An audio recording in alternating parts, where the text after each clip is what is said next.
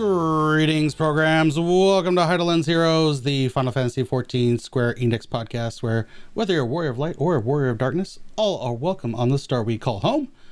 And today we have a spoilerific podcast, so we talk all about 6.3, and we're going to dive into it. It's going to be a long one, so buckle up, join us for the ride, and if you're watching on YouTube, drop a comment, let us know what you thought of the patch, and follow along with the conversation and all that fun stuff. But join me as always. He is the Chris Pine to my William Shatner, the one and only Mr. Piers Harvey, the quad father himself. How you doing, sir? How you doing, man? Doing all right. Nice Sunday we've got going on here, and I think we're gonna have a lot of fun talking about these spoilerific spoilers. So I'm really looking forward to it. Who's the better Kirk? Shatner. Hello. Is there even a question? I mean, just the way I feel Pine has held his own. I think he's done well. Yeah, of course. I mean, he's got three sure. movies. if they absolutely have to recast, then sure, he's done a good job. But today is a special day with the patch 6.3. You know, we had for 6.2 we had a special guest, so why not for 6.3 spoilerific podcast? We bring in another special guest. He is a friend of mine, and hopefully going to be a friend of yours. He is Mr. Flynn Lawliet from Within Crisis podcast. Hello, Flynn. How you doing, sir? Not too bad. Thank you both for having me on. Absolutely. Should be a good one. Absolutely. I hope so. So yeah, this is your first time here. Tell us a little about the Within Crisis podcast and your channel. So, Within Crisis started out with me and a buddy of mine, my co-host Ash, drinking beer, chatting shit for hours on end about games, and decided, you know what, let's just start recording it as a podcast. We might remember what the hell we talked about. And it went from that to back in December going, you know what, I'll give a go at live streaming. I've started doing Crisis Score, which should start back up tomorrow, hopefully. Oh, okay. If I remember. What you got going on? What's your topic? So tomorrow should just be the gaming stream again through Crisis Core story. We have got a Halo show coming up soon with Ash and his brother. Nice. Especially just wanting to get that done now with all the Halo and Microsoft talk that's been going on. Gotcha. I know that Piers and I are supposed to both come on at some point and do a Dark Cloud, right? Yeah. All right, I got a lot of fun. I got to finish that. You got to finish Dark Cloud 2. I got to finish Dark Cloud 1. So I'm getting there. Yeah. All right, that'll man. Be a fun talk.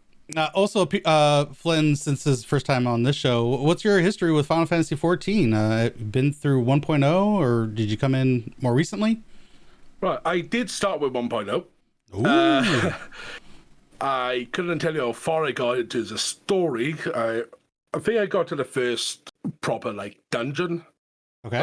In Gridania, where you got Magitech ships, and that's as much as I remember. It's so long ago now, but I spent most of the time in Limsa punching sheep to level up random stuff. Because it was still pretty much is 14 as an overall is my first MMO. So at the time, didn't know what I was doing. Came back to Crystal Tower in A Realm Reborn. Okay. So that's when I started playing 14 properly. 2.1 then. You came in 2.1. Somewhere around there. Okay. And that's again, cool. Not having a clue what the hell I was doing. Spend most of the time as a Dragoon just true thrusting because I had more potency, not realizing combo actions were a thing. And I grew out of that over time, actually learned how to play the game. That's funny. For 1.0, you definitely got further than I did. When I hit fatigue, just doing gathering, that was like, peace out, I'm done. I played the beta, so I knew things were not in a rough spot. But when I hit fatigue and I had lower XP gains from all my gathering, I was like, fishing, this is stupid. And I didn't care about XP. It was my fishing simulator. Oh my goodness. All right. Well, we got a show to get to. Thank you for introducing yourself and to everyone watching. But let's dive into 6.3. All right. And we got the show notes. We might go a little bit off topic here, but we're going to start off with the nuts and bolts. The job changes. There were quite a few, actually. There were a lot more than I thought there were going to be. Of course, the significant one was to the Paladin rework. How do we feel overall with the Paladin buffages? And we'll start with you, Piers.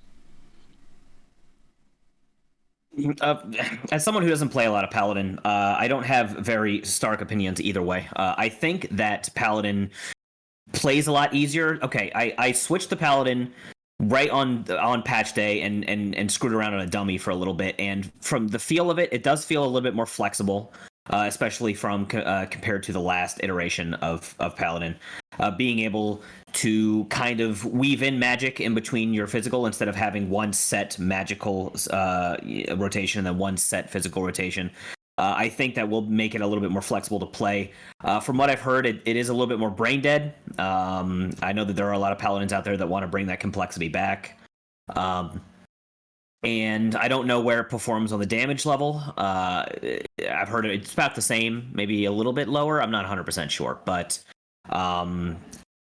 I think it's obviously, honestly, an iteration that will get me playing Paladin more. But I do know those hardcore Paladin mains out there are not too happy about it. So, yeah, that's where I'm at. Flynn, do you have any experience with the Paladin? Yeah, I'm a Gunbreaker main, mostly. Sure. I dabble in all the tanks at this point, using them for different content. But yeah, I just don't know how I feel. It's easier to get into, but the button bloat is killer. Now? It's for a button long bloat time, now? Button bloat yeah. now? Oh, yeah. Oh, okay. Like, my Scholar was bad enough on controller because I had some macro set up just to chuck my pet where I want it to be. But I'm using more buttons on Paladin than I am on Scholar. Interesting. How do you feel about the rotation? It sort of feels the same and doesn't at the same time. There's been talks that it feels like a mini Gunbreaker, but it really doesn't. Yeah, I'm not sure where that's coming, especially with continuation. It's like that's this different play style than Paladin. I'm not sure where the people were getting that. They're different. Yeah. I just want them to start bringing the shield into the rotation more. Yeah, that would be nice, considering they're the only ones that have that offhand. It would feel a lot better to bring it in. Going back to 1.0, you could level your shield separately. It had its own skills, its own abilities, and it was a separate class to level. Yeah, glad they got rid and of you'd that. think That would be being annoying. combined, you could, like in my mind, with Paladin, starting off with a shield bash going into a combo, whether it's magic or thing, it would be more aesthetically pleasing as well. Maybe. It'd be more unique to that job.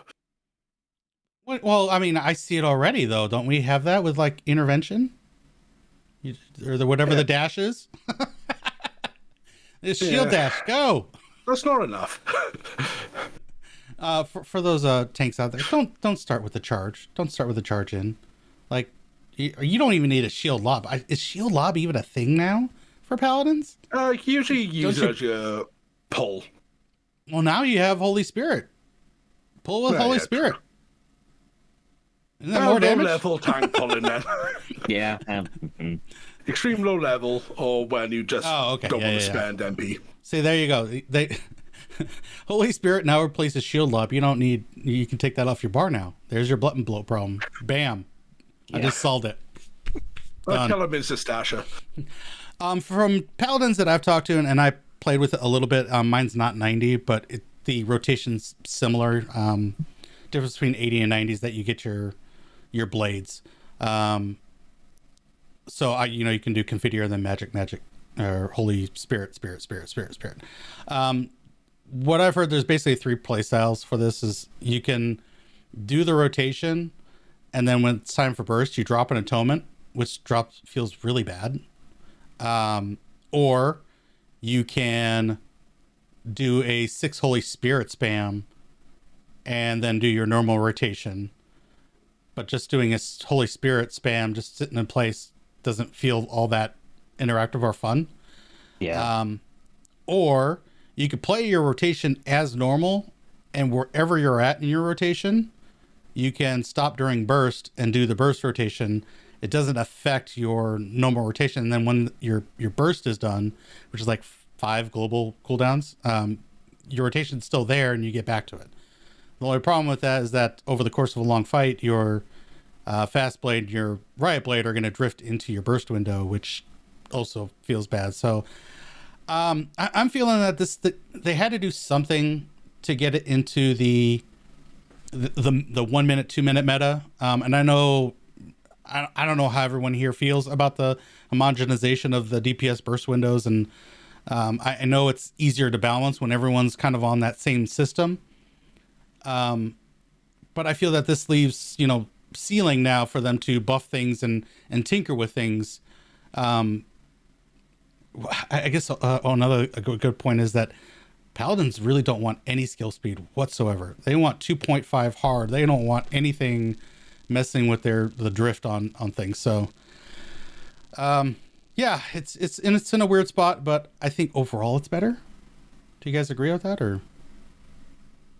Yeah, I think they're going in the right direction at least. When it comes to the 2 minute burst window, I don't like homogenization for the most part, but I do understand that if you're going to have so many jobs that are on this 2 minute burst window thing, and then you have some that aren't, I think they'll fall by the wayside when it comes to, party exactly. comp or meta. That's the problem. So it's a really sticky wicket, really, to deal with, right? Mm-hmm. So I'm not really sure what the answer is there, but I think ultimately Paladin is probably in a better place than it was, and maybe they'll do a little bit more tweaking of it in the future to kind of alleviate some of the grievances people have with it. But yeah, I think overall it's good. I mean, we're not even talking about the defensives. I mean, the defensives are a lot better too now. True. True. Big time. Having percentage reduction instead of just blocking, adding a whole nother defensive cooldown in the form of Bulwark, and then Divine Veil being automatically procced instead of having to have a heal put on you, and then you also getting the Divine Veil is also a really, really good. So I think Paladin is good. I think it's been a good overall change. So yeah, the defensive change is the biggest. Yeah, I think that was where they were lacking the most, is they didn't have that 25-second cooldown defensive like all the other 3 tank jobs had. So to get them in line and then still have Bulwark coming back, an old favorite, and that being your blocking cooldown. What's the cooldown on Bulwark? Because I know old Bulwark was like 3 minutes. I'm not sure, top of my head. It's either 90 or 120. I cannot remember. Okay. It might be 120. Don't quote me on that. Okay, well, don't quote me on that. Overall, thumbs up for Paladin here on Hydaelyn's Heroes. But that wasn't the only job change, and we're not going to go into all the 90 seconds. Yeah, that's not bad. Okay. That's not bad at all. There weren't the only changes, and we're not going to go over all of them. But let's go around the table and pick out our favorites of all of them. Flynn, what was your favorite changes excluding Paladin? A shake it off change. I had a 30-second timer and a heal over time. Warriors busted again. Yeah. So busted. Piers, what are your favorite changes? At this point, they might as well just make Shake It Off raise the entire party with no weakness too. I mean, just screw it, right? Let's make it. Yeah. I like the. My warrior is my tank, my go-to tank. So I love warrior. I just think it's so funny they keep buffing, especially from its very modest beginnings of being just like a debuff or an Isuna basically. But whatever. No, but for me, obviously the machinist buffs are great. Seeing them bring back Disassemble is fantastic. Giving them. It's not damage utility, right? Everybody complains that they're the selfish fizz range, but they don't feel like they're bringing enough damage to justify the inclusion of them in your party when they're just bringing that damage. But seeing them bring at least some damage reduction utility shows that I think they're taking Machinists in the right direction. I think they probably should do a little bit more damage, but they keep buffing those numbers, so I do like that. We all know what your favorite change is, though, Tark. I mean, we don't. Well, before we get to my favorite change with Machinists, like the potency buffs are one thing, but they also finally fixed. Hypercharge. Like, how long did that take? Finally, 3-4 years to finally fix that. I mean, people with bad ping were Yeah, railing which on is- that for ages. it's so strange because I think during the media tour of Endwalker, I think the question was asked, hey, like, why, you're putting all of these abilities on this charge system. Why aren't you doing it to hypercharge? And I think it was Yoshi was like, well, we don't want to we don't want all jobs to feel exactly the same, blah, blah, blah. And it's like, it's not even like a feel thing. It's like, it's not a skill issue. It's a fact that people can't do it with certain ping and they have to like stack, crazy skill speed or whatever they got to do to make it work. And it's like, they finally did it, and it's like I don't know where they were going with that whole we don't want to homogenize, blah blah, and it's like You haven't had problems with homogenization, right? It's exactly it. and So you're gonna it's just, die on that hill for machinists. Okay, yeah, it's funny. And They it backtrack was, that. yeah, it was also the case of their in-house high ping tests weren't high enough to actually represent the issue machinists were having. Because apparently there was no issue with the ping. yeah, when it's all in the house and LAN cables, we're all good. There's no ping. But yeah, so for those that aren't understanding what changed there, they went from just a strict timer sense to you get 5 stacks, and they extended the timer, so you should have no problems getting your 5 attacks in within a 10-second window. If your ping would have to be absolutely horrible. If that's the case, maybe choose a different data center. Yeah, One closer to you. But then they also buffed Wildfire to get a 6th global cooldown. So if you get 6 attacks in the Wildfire window, more damage there as well. So big potency boost across the board, in my opinion, of Machinist. So that and Wrench Mage, I feel this brings Machinist on level with the other two. Do we agree on that? At the numbers. I'd have to look at the numbers. I'm not entirely sure where they stack up compared to. I'm not sure. I think Dancer is still on top. I think, but yes. I mean, honestly, bringing Dismantle is going to be something that people are going to want to think about. Like, especially in something like Savage or Ultimate. I think it's going to be something at least that's for consideration. So I do like that Machinist at least brings that. Little something, something utility beyond the defensive that they all have anyway. So they have Dismantle, Bards have Nature's Men, plus buffs with their songs and Battle Voice, and then Dancer, of course, has the whole kit and caboodle. But yeah, I think I've been saying their kit doesn't justify the lower DPS that they're bringing. So having some utility. And buffing their DPS, it feels. I haven't run numbers or anything, but it feels like they're on par now. All right, and we didn't get to my favorite, Sage. Sage changes. Obviously. Yeah, Phlegma going to 40 seconds. I've been saying this since my first raid with them. Is like, hey, can we get that 45 seconds down to 40 seconds? Because your Phlegmas would drift and be hard to organize. Okay, I want to save some for burst windows because it's my highest damage, ability, but it's off kilter with the 1 minute, 2 minute window. I would use one, and then I could use one during a burst, and then the other one would fall off. But now they adjusted it to 40 seconds, so now I can use those during burst, or use 2 during burst windows, and it feels real good. It hits hard. Well, I mean, compared to white mages and their blood lilies, but I mean, it feels good. But one of the points of Phlegma was that it was supposed to be a movement tool. So to help rectify that and being no longer really a movement tool because you want it during your burst window, they just decided to flood me with a bunch of Toxicons. So whenever my shield goes off, I now get an Adder Sting stack for another Toxicon, which makes the mana efficiency on group shields better. And yeah, I get more movement, and it's awesome. I love it. I know you've played some Sage, Piers. What do you think about those changes? I mean, obviously, I think making Phlegma 40 seconds is great. Not only will you be doing more Phlegmas over the course of a fight, but yes, you're able to get both of them under raid buffs as well. If they're doing this whole 120 thing, they really need to make sure that that every job can burst in 120, or again, it's going to feel really bad.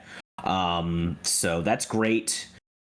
As for the the change to the Toxicon, being able to get a stack of Toxicon or a stack of Adder's Sting from your Eucrasian Prognosis. Yeah. Yes. That's also great too. As a Sage, I tend to not like using GCD heals at all ever. I think that's just a healer thing, right? You don't like using them unless you're a white mage. If you're a white mage, then yeah, you can Afflatus Solace, feel good about it because you're going to get that big giant misery, right? Sure. But like, I know in higher end content, you do not have a choice. You have to put out those party shields. And so at least getting a refunded like Toxicon back to you does feel really, really good. And it does help for mana efficiency and it does help for movement. So overall, yeah, I think that's a fantastic. I was thinking for the longest time how they could put an Adder Sting on Prognosis, and I just couldn't think of it. And I don't know why I didn't think, well, just your own personal shield gets broken, boom, you get it. I don't know why I didn't think that. So the devs obviously did. That's why I'm not a game dev yet.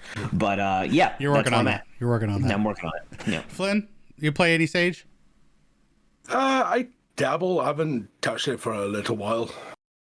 But just from like hearing from you two and the changes, it just sounds like it's going to be better overall. It's good. It's good. Yeah, because when I tend to heal, it tends to be white mage, just because that's what I'm comfy on. Yeah, that used to be my main too. I used to be afraid of shield healers, and then I gave Sage a chance, and I love it. So yeah, I tend to play Scholar because everyone else in my free company just plays Sage. Yeah, I can understand that. And again, the only reason I moved from Scholar to Sage is because I was tired of books and Newless look awesome. They're such a cool weapon. Yeah, I've fallen in love with the job because it's just so much freedom of movement. Everything.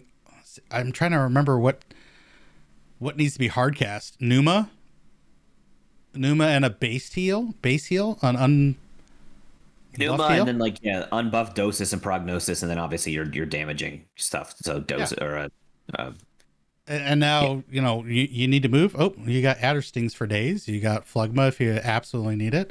You can group heal shield, instant cast. You can move during that. It's the freedom of movement with Sage is awesome. I love it. Yeah. Re-upping your dots, also free movement. So that's, that too. It's going to feel nicer in deep dungeons. Oh, yeah. I bet. For sure. All right.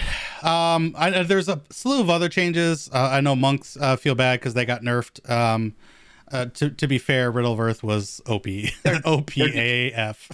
Their defensives got nerfed. I think they took it in too far of a direction personally, but I do understand, especially with Ultimate coming around the corner, having that Riddle of Earth was going to be really, really potent. So I get why they did it, but I think they just dialed it a little too far back. But and red mages are still like, hey, can we get a machinist kind of buff? Can we get a little bit? Just a little bit?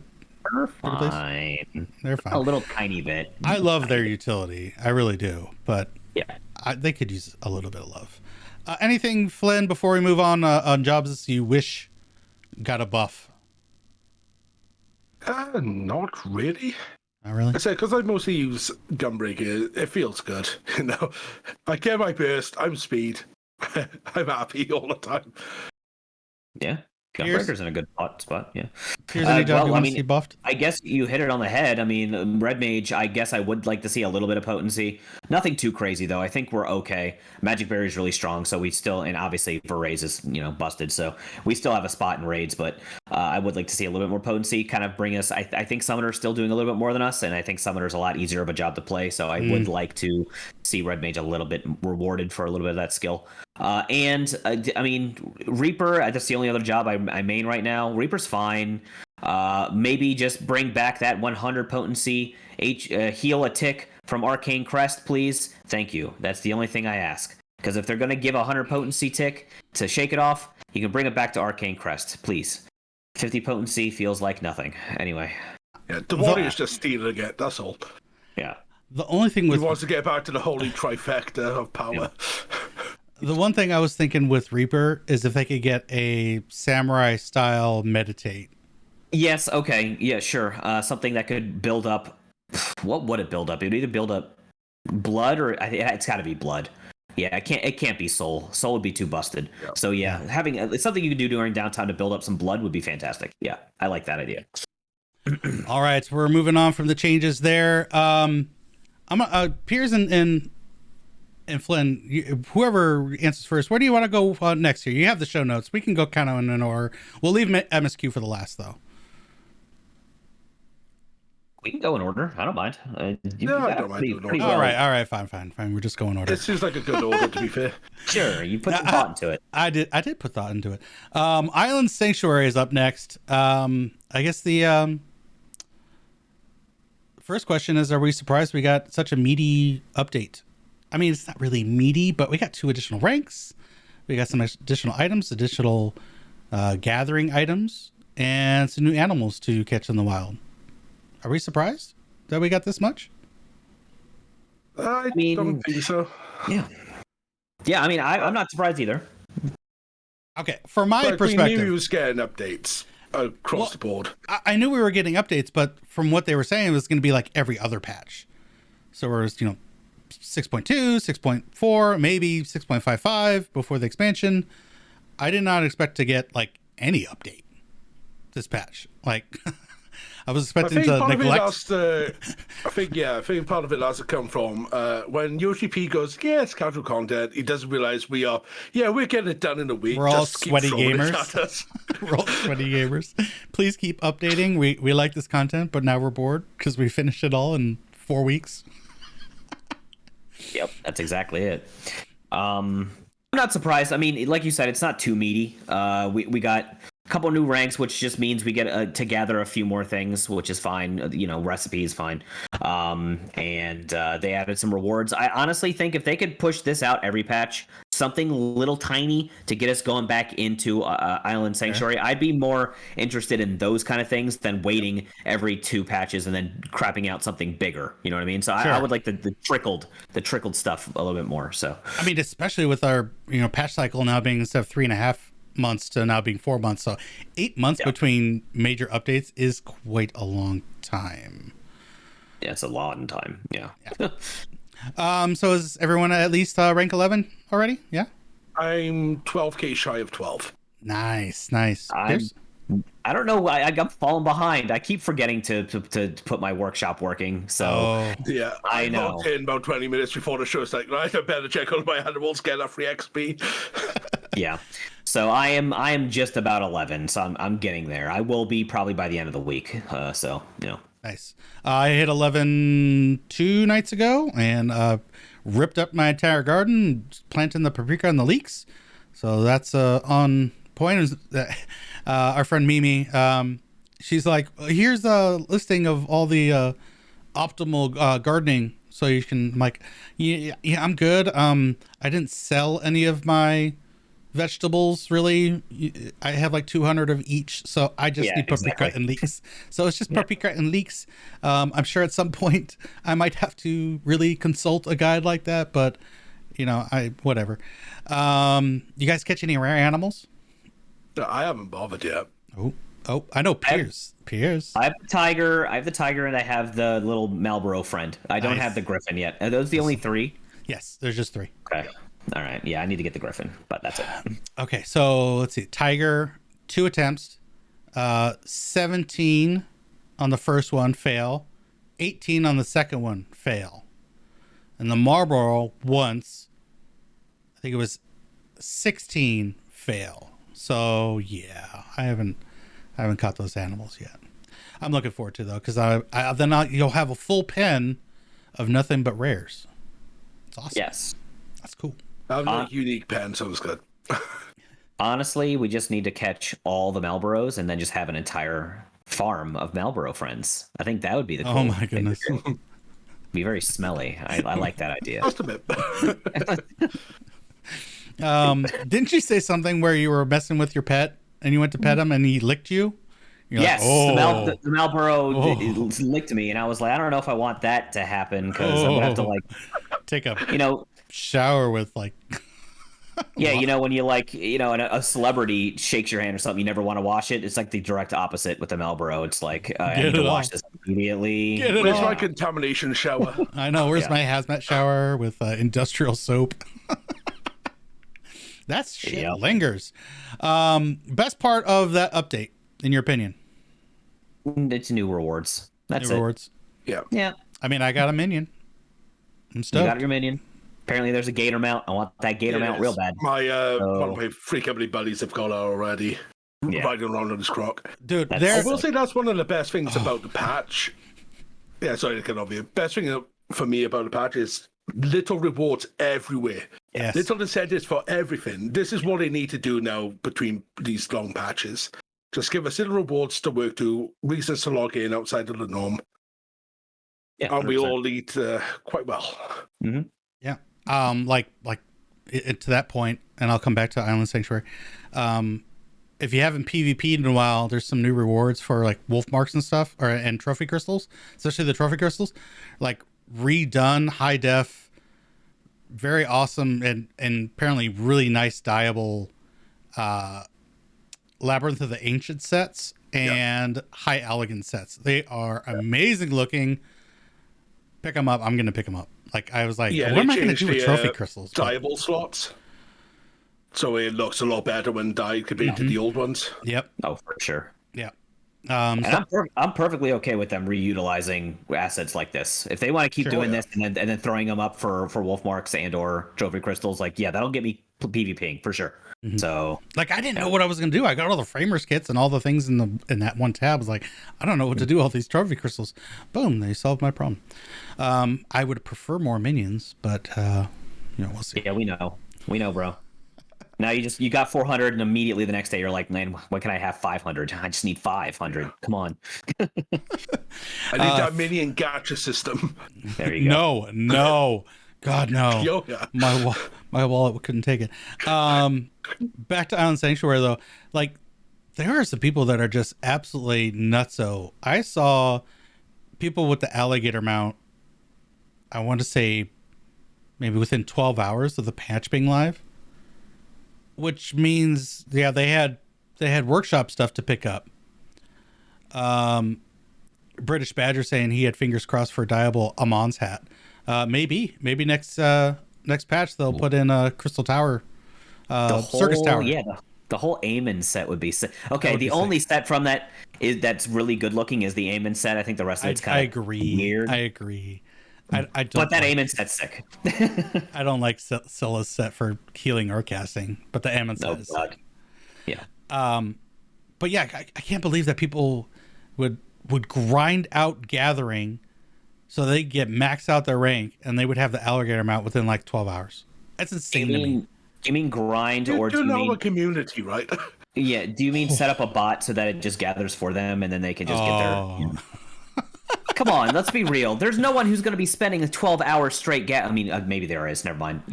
I'm saying there probably is. There's always someone. Some try hard, sweaty person. They're like, I gotta this is my claim to fame. I'm gonna do this, and they do it, and I'm like just in awe. Like, I could never do that. But all right, that is a wrap there for Island Sanctuary. I'm going to move on to another update, and I put it here. I know it's minor, but everyone do the new Leap of Faith? Yeah? I have. Did we do better than Yoshi P on the live stream? I got to the end. Yeah.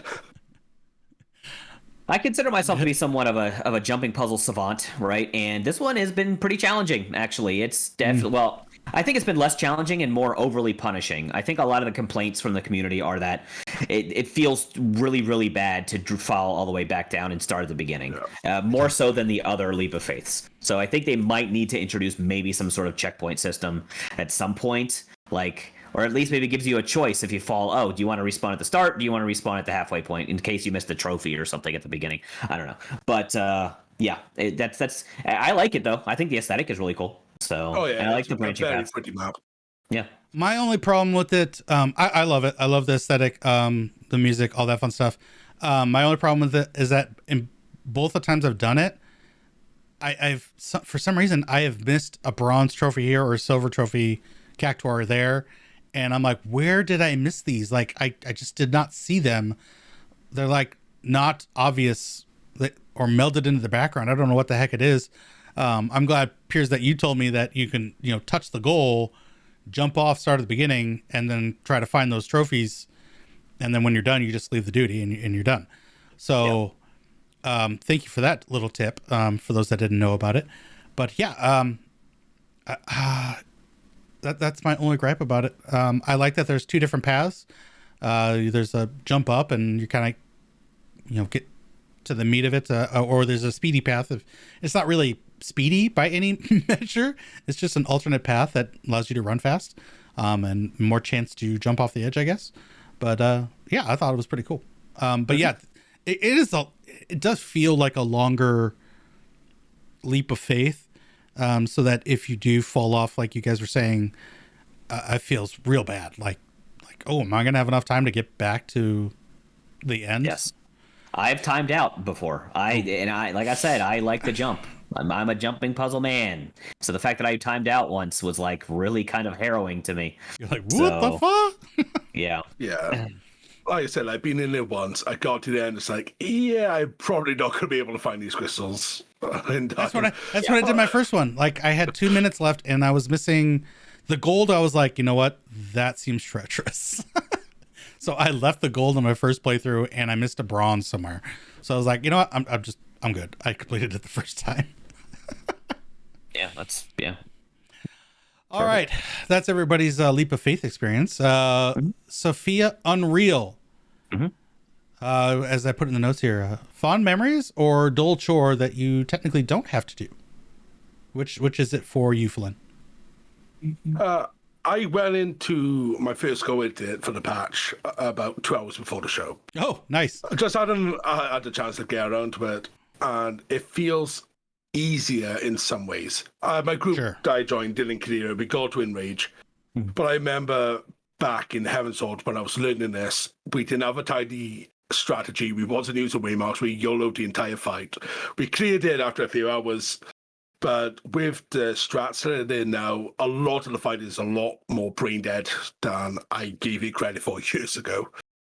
So it feels nicer to do a weekly reclear than, say, Sephiroth was. I agree. Sephiroth was just a big meme fest. Piers, what do you think of Sophia? So I know you have fond memories of her. So I have a history with Sophia. During Heaven's Word, I wasn't playing. I was playing a lot, but I wasn't doing a lot of endgame anything. I was mainly just getting on to do dailies and to work on my anima relic. And so I had done a little bit of Gordius. The group didn't work out, and I just kind of swore off raiding. I was a monk main at the time too, and monk wasn't really good in Heaven's Word. So, to be fair, but not a lot of groups did well in Gordius. Yeah, I know. That was the killer, right? The group killer. But even then, like, I wanted to raid. My motivation wasn't there. Yeah. But Sophia came around, and my friend Ultima and I were like, we're gonna hit this patch really hard, and so we did, and we got the clear in Party Finder, and then we actually started doing clears in Raid Finder. This was like when Raid Finder was pretty new, nice, and we were using it, and we were actually getting a lot of success out of it. So I do have a lot of fond memories of Sophia. I'm enjoying it. I think Flynn is right. I think it is easier this time around. And as for it being a chore, I think eventually it will become more of a chore for me than Sephiroth. Sephiroth, that chaotic part of it was the fun part. Sophia, I think, is going to be a little by the books by the end of it. By the time the next patch rolls around and we're kind of tired with Sophia, but.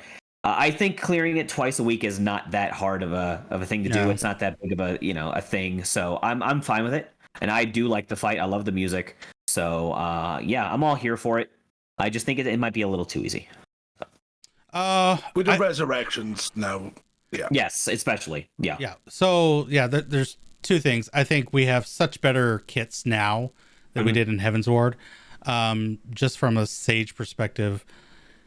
I remember the pulsing AoEs that she would do give me such a headache to try to heal through. They hit like a truck, dude. Yeah.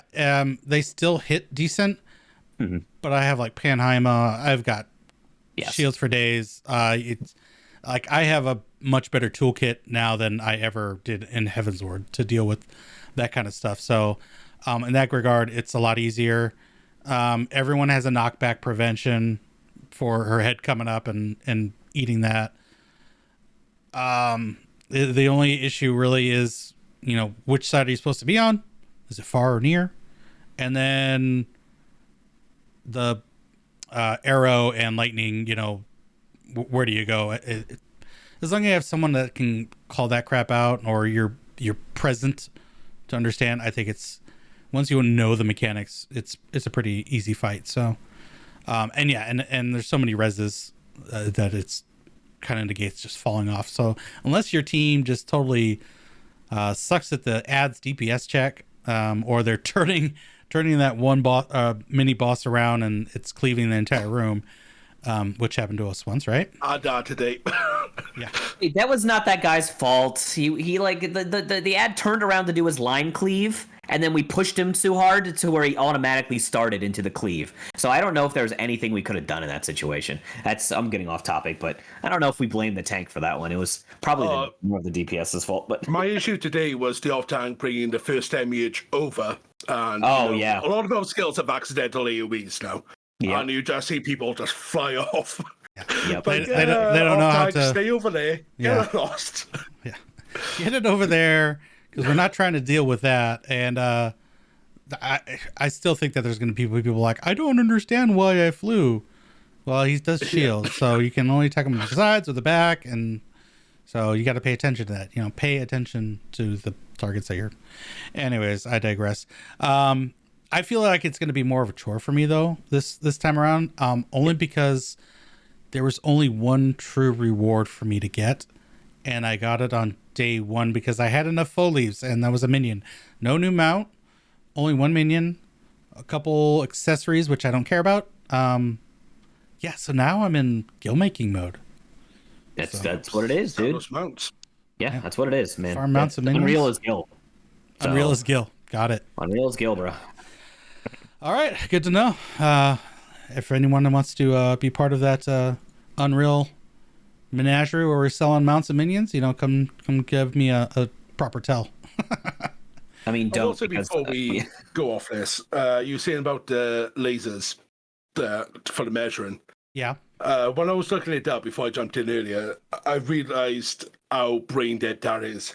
If it's odd, you're inside. If it's even, you're out. And that just like, all right, I just need to know what I need to move. And it's even easier too. If one side has less tethers, you go away from it. You always go towards the side. The blue is going to be there every single time. Yeah. It's like super duper brain dead. You don't have to think about it. The only one you have to think about it if there's the same amount of tethers on either side. Then you just see what the blue is, and then you fuck off. But, always away from the blue. Yeah. So super brain dead on that. And with that, we're done with Unreal. Anyone other than me done any mapping? Nope, I haven't. Nope. Nope. Okay, so I've been doing mapping, and I haven't been doing the new one. I have not been doing Gymnasium, and the reason is I've not been doing Gymnasium, and the reason for that is, so the normal maps on my server are just under 10K. Oh, they're expensive, huh? The new maps, I mean. And the new maps sell expensive for almost 200K. Are you kidding me? Well, it's probably gone down now. It's probably gone down now, but that's absolutely the truth. Like, I would get a map, I would sell it, and use some of those funds to buy three of the older maps, and then we'd run those, and I'd make like 500,000 on a map run. So, like, yeah, that you just like Scrooge McDuck, like dollar signs in my eyes me just now. Like, if they're still 200K, making that cash, man. I'm sure with 2 weeks you can only gather one map a day, can't you? Yes. So you have to choose between a new map and the old map. Yeah. So you just work out which one's got a deficit and gather that one. And it's the new hotness. And while some of the loot tables are the same, you can only get one of the materials for one of the mounts in the Gymnasium, and the two new minions are only in the Gymnasium. So the loot tables are not the same. There is also new mount materials in Excitotron. So yes, I have not wanted any of them, but yeah, they're pretty rare. They're like they are rare. They're like second to last, if not the last floor or whatever. Stage is when you get them, and then so pretty rare. But actually, so I have seen them on high low on like stages 3 and 4. Yes, And I've seen somebody high-low it and get all 3 feathers. Well, this was back from Alkanost, when that Alkanost was the only one you could farm for, and I've seen someone get all 3 feathers at once, and it was like casual, like 8 million in their pocket just then, or something crazy. Like, it was... I of course would use it. I'd be like showing that thing off. Like, look. Oh yeah. Hell yeah, for sure. But yeah, we were always too afraid to do the high-low with that rare of a material. It's like, ooh, no, let's not. Let's just... That's really rolling dice. Let's put it all on red, baby. Let's spin the wheel. No joke. So I've done some mapping. I think I've racked up in like 2 runs, like over 1 million. So there's still some things that need to sell, but and I traded a piece of glam for a minion, so that was nice too. Thank you, Piers, for Cognazo. Got me to 405. I'm at 405. Need more. Not enough. So yeah, that's how maps are right now. If you really want to make money, gather the new one, sell it, buy some of the old ones, and do those. Housing Savage 2023. Man, for those that didn't know, there were 6 new wards, total of 1,800 plots per server. Still not enough. Oh my lord. It will never be enough. I don't know if it ever will be. Did everyone here try to get a house? Not this time around. Not this time around? This is going to be going for it in the next window. This is my second time trying to get one. I tried to get a medium before, but with this fresh wards and plots, I was like, I'm going for a large. And yeah, I was the only one up until like 12 hours before the lotto, and then I got 2 people that put bids on my plot, and I was sad because I lost. Super sad. Yeah, well, I mean, we coordinated, I think it was 3 of us in our little Discord private chat that went for mansions, and all 3 of us lost. So yeah. I think, honestly, we probably should have waited until later to put our bids down to see if there were any war, like near the end of it. But do the research like two hours before. Yes, that's what I did last time. But there honestly weren't that many bids even then. I think you said there were 3 bids on yours. Yeah. And then I think there were 3 on mine too. So it was. I think that's as best as we're gonna get. Poor Ultima's plot went up to like 13 bids. Like, I don't know, people were going ham in the mist for some reason. But well, you also picked one of the premium spots, right? Yeah, I think so. Yeah.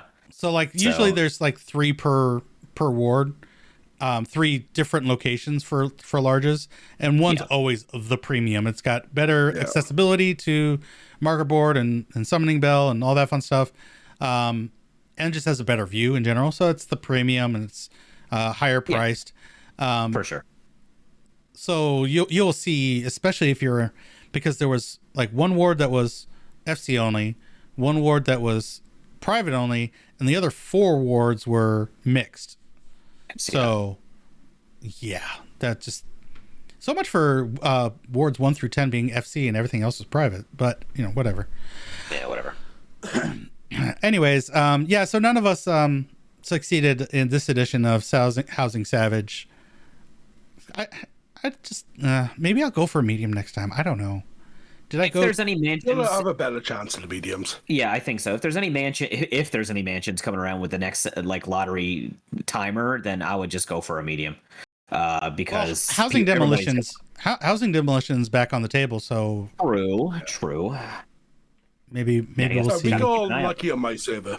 During the first lottery, managed to get a medium in the Empyrean. One of our largest, Dave moved away, so we have got a mansion coming up. Nice. In the next window. So it's we got a medium. If we get it, we get it. We don't. We got our house. We're happy. That actually is an interesting prospect. Yes, there might have been people that moved from the Empyrean to somewhere else. So I'll have to keep a lookout for those and see if I can sneak it, because that's where I'm trying to go is Empyrean.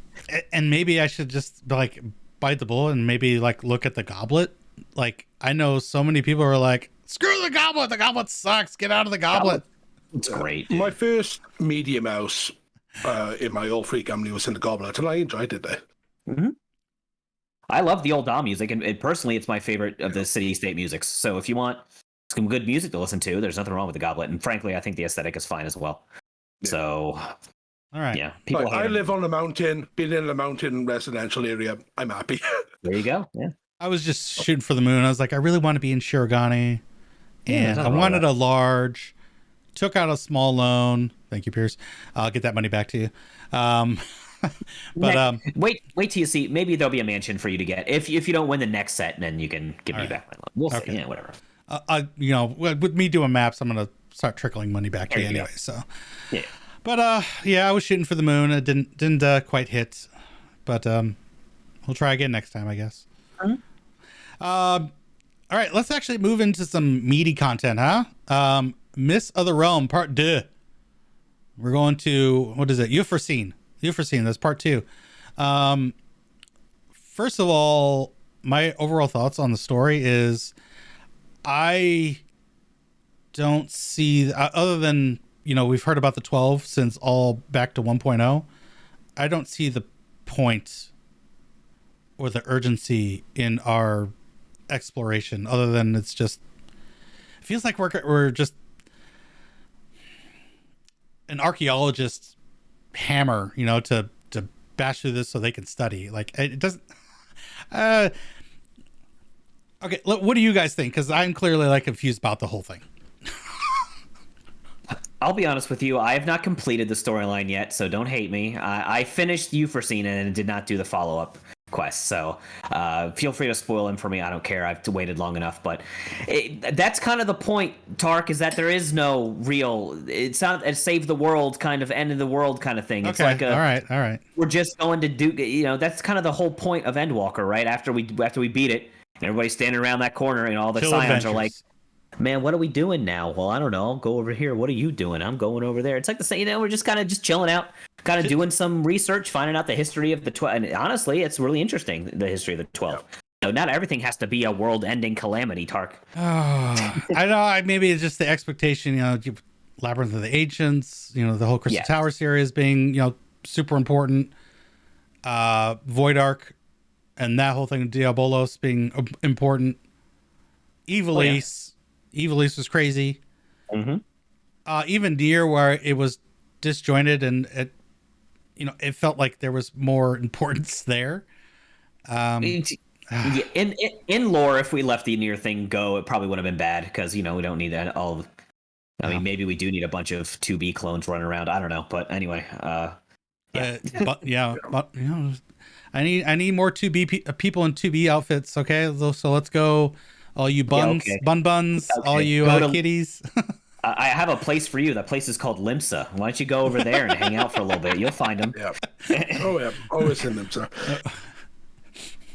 But yeah, the story is getting more interesting this time around. Did you finish the whole thing? Yeah. Okay. I was watching State of the Realm earlier, and Pyro mentioned something pretty interesting. There's a line that the brothers, Alphic and Nemea, say to each other. And if you go to Elpis, two researchers there, our brother and sister, that say the exact same thing. Oh. So I think we've got a direct connection now that these are Fanat's followers that have become the 12. Because that's the biggest thing is Elpis was all about balance. That's why we have the 12 Wonders. Everything is designed in a way for balance of the elements. And each of the 12 representing astral and umbral of each element. Mm-hmm. So we're seeing that all this balance. So I reckon that's where the story's lining up to. There might be an imbalance somewhere. Maybe one of the 3 that we haven't fought yet have created an imbalance somewhere. I like that idea. Maybe. So my theory, since we're getting into theories here, I've always kind of suspected that the 12 were the opposite of, they were Hydaelyn's convocation of 14. So after Zodiac and that convocation of 14, Azem pieced out. He's like, I don't want anything to do with that. And, that initial block, the Laha Brea lock, brought out Zodiac. Well, then Vana, the only way to combat this, and, if you've played Endwalker now, that's how she knew about it, is our time traveling shenanigans, made her own convocation of 14 for Hydaelyn, which Azem was a part of, but then he also was like, no, this isn't the right answer, and he pieced out. So you take out Vana, who became Hydaelyn in the core of our world, that leaves 12. And I always suspected that the 12 were the remaining of that convocation of 14 for Hydaelyn. My theory is that this is what we're doing, is we're fighting them to show them that we can handle ourselves, so they can be like, all right, this world's in good hands. We can now disperse and just be at rest and at peace. That's my thought.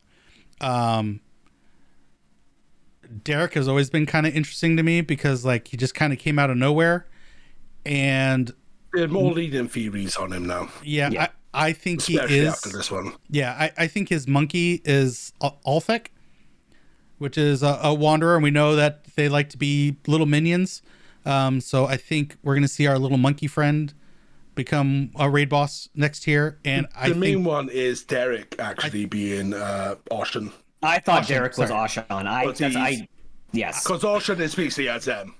He is the wanderer. He is the one fighting the hearts of the people in their solitude. So I think the monkey is Oshan. Okay. And I think Derek is actually Azem proper. That's a bold theory, my friend. Which does conflict with us being Azem and being a shard of him. So yeah, we got sundered because we wasn't a part of either convocation at the time. Yeah. So, well, even so, the convocation, only a few of them, the original 14, weren't sundered. So, La Habrea. Only three of them were not sundered. It was Emmett Selk, Lahabrea, and Elidibus. They were the only ones three. That weren't. The only three. Okay. So, yeah, I don't know where my theory lies in that, but that's my theory, and for now, I'm sticking to it. So, but yeah, overall, I'm just kind of meh on the story. I'm interested. You're invested. To Elpis, when you click onto that, you start wanting to get a screenshot of what he's saying, the raid and the quest line, and go back to Elpis, see if you can match people up. Okay. But also, without spoiling too much for Piers, the 13th member that gets mentioned in the follow-up quest, with who we think it is, hasn't been confirmed yet. That's probably in part 3. I like how that ties into the entire just zodiac signs in general, with there being the 13th sign. We think we know who it is, with hints. And that could be, again, where I'm getting this idea that things are out of balance now. Well, go ahead and spoil it for us. This is a spoiler cast, so who do we think that... So, the 13th final one, the one who watches over is Ward, until time I'm dying, or whatever the reference is, to Watcher on the Moon. He's the 13th. One. So whether he gets dragged into part 3 or less, or he's going to be part of the MSQ going forward, who knows? I think it's because he was holding Zodiac's ether back, and now since end of MOCA, we got Zodiac's ether coming back to the planet. I think that's what triggered the 12th awakening. Maybe. And that's what we might be leading up to. Well, they haven't really been awoken. They've always been awake. They just been... There's a reason they get involved now, that Hydaelyn, who gave them the charge. I think that with Hydaelyn and her mission being done, are like, okay, well, I guess we'll test these guys and make sure that they're sufficient. Well, the close mission was always different. They were to propagate the land and keep the balance of the land. It was never about the rest of the stuff that we feel a part of. Yeah, well, I guess we'll see, because still everything seems to be quite a big mystery on why we're even doing this. But I hope there's a good payoff at the end. I'm sure there will be. That kind of sucks that they do these things where there's you get 3 patches worth and you don't get any sort of inclination of what's going on until the very end. I felt that way with Alexander. It was just so confusing what the heck was going on, but the payoff was really good at the end. You just had to wait, 5 patches to get there. As much as I dislike Nia, the best thing they did was have those in-between patch missions to add an extra. We've needed that for the 8-man stuff and 24-man stuff for years. Yes. That's what we need to start doing for us. All right, so let's go over the fights individually, though. Nafika, the boobas. Yeah, that's all I gotta say is boobas. The fiddle goes hard. You took my joke, bro. I was gonna be like, I like Nafika. I have 2 really big reasons why I like Nafika. You like Nafika's. That's what it is. You know, since you said fiddle, let's start with music then.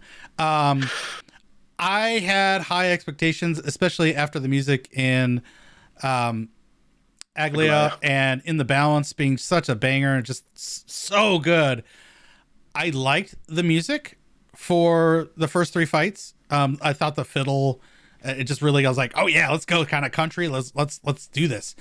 And then the last set of music was just so kiddie pop to me. It was like, I know, like, Fuji, if you watch this at all, I know you said that song slaps, but it slaps on my dick. It hurts. I don't like it. I don't like it. Okay, dude. It feels a little better when you have puppy time, and it feels more, applicable. But I just don't like the song. For me, the songs feel better out of context than in context. Okay. So if just listening to the song sounds better, is better than it playing during the fight. Yeah. So with Novka, it feels a bit more natural because of the whole aesthetic of the arena. Sure. But then going further, it just feels off kilter. Gotcha. Okay. And with the final song, it just doesn't feel that it fits the way it should do to me. Okay. Piers? I like the music of the first 3 bosses. I think you're right. I don't think it fits Hydaelyn very well. I think Hydaelyn maybe should have gotten her own theme. That's just me. I'm a Hydaelyn stan. What can I say? But I actually really like Dedicated to Moonlight. Sorry, boys. I like it a lot. I think that if you listen to the lyrics, it's very, very on brand with The Lover.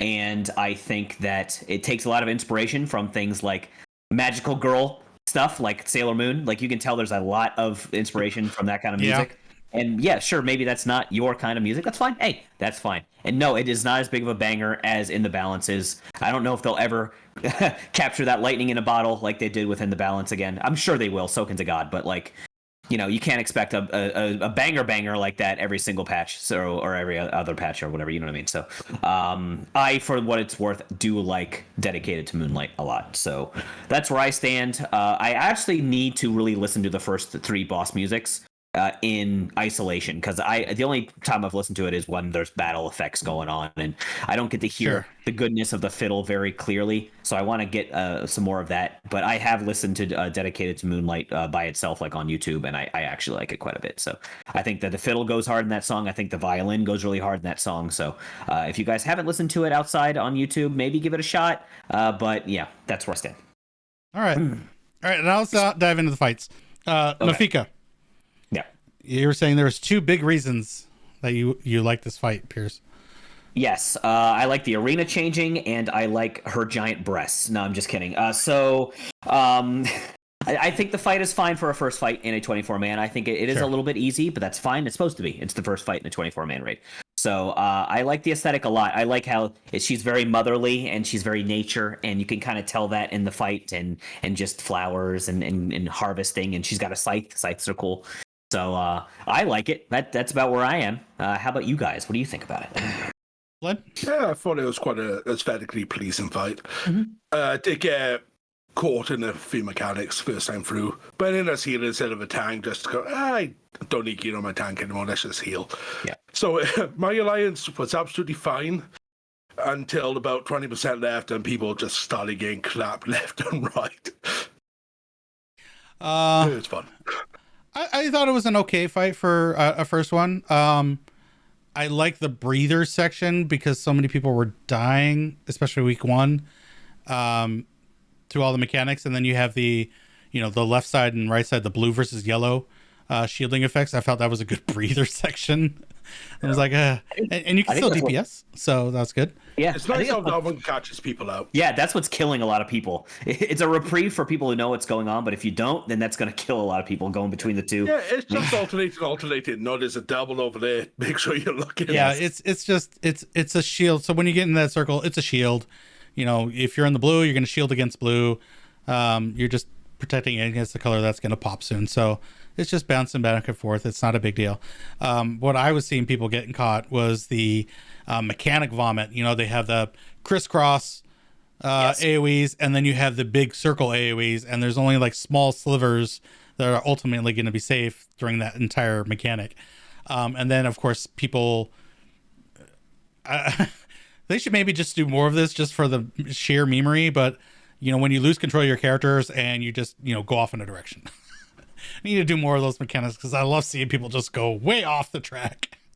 I've always liked force march mechanics, so like you can bring as many of those as you want, and that honestly catches me off guard too, because like I'll be like just in the middle of my rotation, not thinking that I have like, you know, the arrow, and then I get thrown off somewhere, and then she does the donut AoE, and it's a mess. So Yeah, one of my like favorite things in Evilist.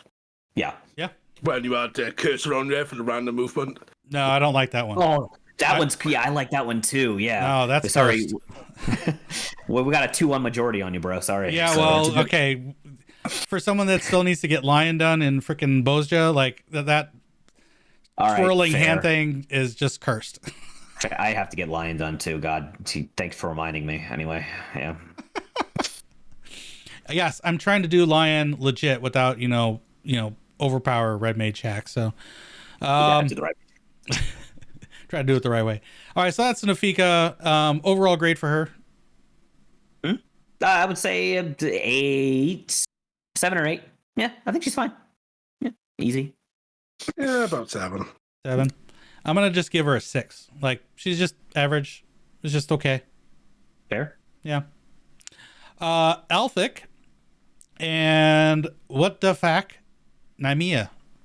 It's a 2-boss fight. Like, didn't expect to see Nymea in this. Like, I thought this was just going to be earth and ice. Like, what the heck is this water boss doing here? And what is that going to mean for the last round? Yeah. But yeah, we'll get into that next time. How do we feel about Alphic and Nymea? Flynn. Pure chaos. I love it. Pure chaos. You love it. What's your really favorite part good. about it? What's that, Piers? I just thought it was really good. But yeah, go ahead. You thought it was really good? Okay. Yeah, amount of people got caught off by Paretic and still in week 2 getting caught off by Paretic. Oh yeah. Yeah, Paretic and Blizzard, things that were getting me were the first time around, once I saw it and understood that when she lifts everyone in the air, hey, maybe you should stand this black stuff that has like a heavy and keep you grounded. That's the things that were getting me. I do like them bringing back the pushes back from Nalthal, only making it a lot more dangerous because we have a tighter arena. Awesome. Yes. People flying off. So Yes. good. But my favorite thing for this is that you could have a different fight each and every week. Yep. Because Yeah. Nymea has That's my favorite thing about it. 2 different sets of cards. You could have the Pyretic and the Blizzard where you have to keep moving, or you could have look away or look at me mechanics with her heart cards. So I think that's awesome. It leads me to my one gripe with this fight. Okay. It should have been the last fight with its mechanics. Because it felt much more, this is the last boss of 24-man than what Manfina is. Okay. I can see that. I agree with you, but I have another contender for who should be the final boss, and I wonder, since it's the only one we haven't really discussed yet, who that could be. But but no, I do agree with you. I do absolutely love the fact that there are 2 different sets of mechanics. It's either going to be Pyretic or Blizzard, or it's going to be look away or look towards. I really, really like that a lot. It's going to be a nightmare to parse. As a parse monkey, it's going to be a nightmare to parse that fight, because you're going to want one of them over the other, and if you get the one, you're not going to like it, and it's going to be a mess. But anyway, that's where I stand. Yeah. That's a rant. Sorry. Our overall grade for Alphic and Nymea. A solid 9 for me. I really 8. enjoy it. I think it's a good 8. Yeah. So where that one was 6, I definitely enjoyed this one. Different variety of mechanics they brought back. and the tuning of those mechanics, I'm gonna give it an 8. Yeah, an 8. It was a good fight. I liked it. And I think this is where we go into Piers's. This should have been the final fight. I just, it confuses me why it's not. But I believe Hydaelyn should have been the final fight. She's the Fury, the goddess that looks over all of Ishgard. Like, come on. They could have done so much, right? So they did. So Nalthal being the final boss of the first round of 24 mans, he is the patron of Ul'dah. Okay, so when they made the song in the balance, it's a very Ul'dah feeling song. I feel like they could have done something with Hydaelyn and made it an Ishgard feeling song. Some like, gospel, some like Oregon stuff, dude. It could have been so good. Oh, and I think the fight is challenging enough that it could have been the final boss. That's just me.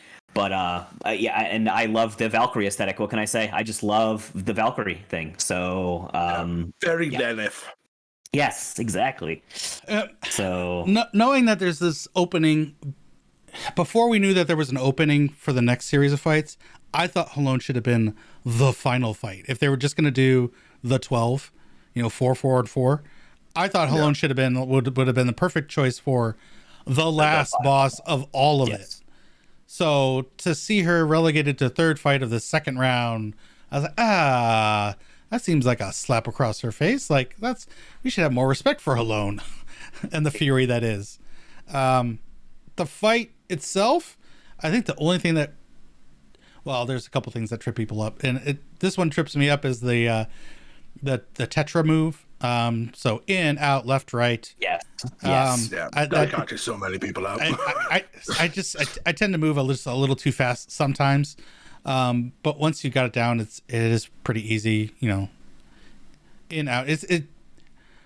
I guess counting to 4 is just a problem for people. It's tough, man. I mean, come on. I mean, we even have problems in frickin' P8S still with earth smashes. 1, 2, 3, 4. Yeah. Like, okay, move.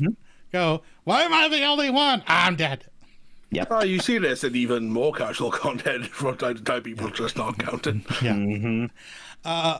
So counting to 4 is hard. I think the part that really catches people is the getting out and the ring coming in for ice catches so many people off guard. And like when I do more of it with Piers, like, we're going to organize, like, he can stay in and do his DPS. I will go out like a good person, and then I will rescue him when it's time. I like that mechanic because it's so punishing. It is punishing.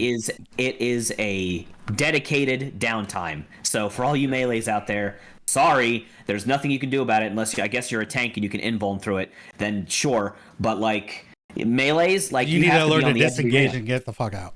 That proximity from the middle, ring, I'm gone. That proximity from the middle is a killer. It is a killer. If you were even 75% of the way towards her when that goes off, it's like 200k damage. You're dead. Yeah. So I think it's like you have to be on the edge. 4 feet in. Like, if you're closer than that initial ring goes off, it's almost always lethal. You're done. Yeah. Yeah.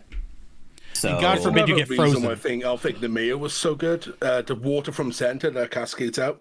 Yeah. Yeah. Oh yeah. I like that mechanic a lot too. Yeah. Both of these, again, why these should have been further along in their progression, because they are more difficult to handle. For sure. For aesthetics, like, I think her spears, she has the targets all around and then they focus in. Yeah. And she's just like, ah! I'm like, that's Hydaelyn. She's the Fury. She's furious. Yes. I think that's awesome. Yeah. It's just a half from cleave though, so it's nothing really special. But I know. I like the aesthetic of it. She's furious. She's fast and she's furious. It's all about family. Sure. Our rank for Hydaelyn. That's because we are both sharing a Vin Diesel here. Yeah. 9. It's a 9 for me. It's almost a perfect fight. I think it might be a little bit too easy. What am I talking about, dude? This is casual content for casual players. I shouldn't really be caring how hard it is. But I really, really like it. One of my only gripes is that I think the arena is a little too bland. I think all the blue It really makes it White hard to and see blue. some AoE Yep. mechanics sometimes, and like it is a little bit A la Shiva. jarring on the eyes. Yes, a little bit jarring on the eyes. So maybe just not have everything completely ice blue. But overall, and I think she should have her own magic or a boss theme. Anyway, yeah, but that's where I'm at. 9. Yeah, before I say mine, I will say blue on blue is about time we had that after our red on red with Phoenix. Can they Yeah, not the get polar away opposite. from that? Yeah, that arena was also ass. So yeah, You have to do the reverse somewhere. At least it's in the casual side this time around. Yeah. Like, is it intentional? Do we think that's intentional design to like have these colors be part of the difficulty? no, I think they're just not thinking. I just don't. I think that they have an aesthetic in mind. They want to implement it no matter what. So, yeah. Oh, whatever. All right. What were you giving it, Flynn? I'll say an 8. An 8. Okay. I like the fight. I find a few of the mechanics pretty tricky, but her placement and overall difficulty just rubs me the wrong way for it being Hydaelyn. So I'm going to give it a 7. I think I just got to take all that into account. Like maybe I'm just putting too much, reverence on Hydaelyn in general, but I feel like she should have been a bigger deal. So a 7's where it's at for me. Cool. And then we take the ice ride down, little wee ice ride down to Menfina, who's our last boss, who shouldn't be the last boss. And we've already gone over the music for it that I didn't like, but you guys did. So, okay, that's fine. What do we think about Menfina Piers? I think the fight's way too easy. I think it's very, very, very, very easy. I think it could have been like the second fight of this tier. There's almost nothing about this fight that's challenging at all. The whole moon cycle thing is like whatever. It's just like a gauge. It's just another marker. Up. It's just another marker for a gauge. Yes, from what you said near the end of the fight, there's like a little tricky mechanic with that. But DPS has always been good enough in the groups I've been in that we just skip a lot of the fight. So like. That's also a thing. I don't think it's tuned right when it comes to difficulty or HP. I think it dies way too fast. She dies way too fast. And yeah, I just think it's too easy. I really, really like the dog though. I like Dalamud, the wolf or whatever. I think he's a little good boy. Yeah, I missed that the first time. Wasn't reading the chat. I was too focused on mechanics and healing on week 1. But to see that the dog's name is Dalamud was like an eye opener. Like, ooh. She's all about the moon, right? So yeah, and yeah. She's one of the moons, and the dog was the other moon. Is that what we were thinking? Maybe, yeah. I don't know. Yeah. Because of mankind, Dynamis changing their appearance over time and creating that dog. Word. Yeah. The only thing I thought you said that the mechanics were too easy, but it was kind of like Hydaelyn, where you have it's very faint, such faint marker of white ice on that blue floor, and it's not a full, previously I was talking about the spears, and you could really tell that it's like the whole half room cleave. This is just this faint little mark here, but it's a whole half room cleave from that faint little marker there. So once you are keying in on that. And then I had a problem at first keying in on the dog's hand hook. Yeah. Okay. Once you key on that, it's 2 half room cleaves. You just find the pie slice. Other than that, everything else is just a glorified gauge that builds up and will spew a line AoE. So it's just or circle AoE, whatever it happens to be. But just different aesthetics for gauges that build up. So. It was a big snooze fest for me overall. Yeah. Flynn? Such a disappointing fight. Yeah. Like, having Menfina straight after alone with a lot of similar style mechanics. Yeah. We feel it's like cheating. So it's like, yeah, we don't know what we want to do for Menfina. We're going to add the moon. We're going to add the dog. Yeah, we don't know what else to do with it. Like I was saying earlier with Alfik and the mayor, They're the only ones in the fort that has a enrage timer. Yeah, they is do there have an an enrage? Yeah, they have. Really? It was they in have, the trailer. If you watch the patch trailer, the big giant orb that you see, that is the enrage timer. I want to see that now. I don't know. Yeah, I'm gonna. it's a 9-minute enrage, I think. Yeah, I know. 9 minute. Yeah, it's a buff on them. So once that buff expires, poof, gone. So yeah, they really should have put them as the final boss, and really tuned it to be where, like, you have a certain amount of deaths, you're not going to meet that in rage, huh? The biggest props I can give to Menfina is the stage transition between the arenas. Cool. Yeah, that's cool. Yeah, I mean, I it loved it wasn't when they much. used it in Alexander, and it looked even prettier with the ice. Yeah, it was okay. I'm going to give that fight a 6. Yeah, I'm also giving it a 6, mostly for Doggo. So Yeah. it's not a bad fight. It's not actively below average. I just think it's like nothing that exciting. It's like, oh, here we go again. Whenever I get to her. So 6. 5 for me. As a last fight, it just let me down. Falls flat. Yeah. And then I guess the overall grade for the fights here. With what would I give? An 8, a 7, a 6, and a 6. So all in average, I'm going to say 6.5. It's just not that great for boss fights, in my opinion. They're just not that engaging. It's pretty easy. Yeah, it's probably like a 7 for me. Yeah, I think that the first raid set, what was it called? I'm blanking. Glaya? Aglaya. Yeah. That's it. I think Aglaya was better overall than Euphrosyne. So I'll agree. Yeah, I completely agree with that. 7 again for me for that. And then this then brings me to, like, I feel fight-wise, challenge-wise, just overall engagement with these fights, this has been a pretty big step down from the Nier fights. Say what you want about the story and its connectivity. The fights in Nier were good for the most awesome. part. yeah. Yeah, all of them. Like, I can't remember a Nier fight where I was not fully engaged and fully vested in trying to get stuff down. Mechanics and aesthetic notwithstanding, it was such a better experience in Nier all 12 fights. How do you feel, Piers, about the quality and difficulty in the content? I think you're right. I think that it's getting easier and easier, and I don't think that's a trend that I really enjoy. I think they should probably bring the challenge a little bit more challenging. Especially for the last fights. Come on, just like yes.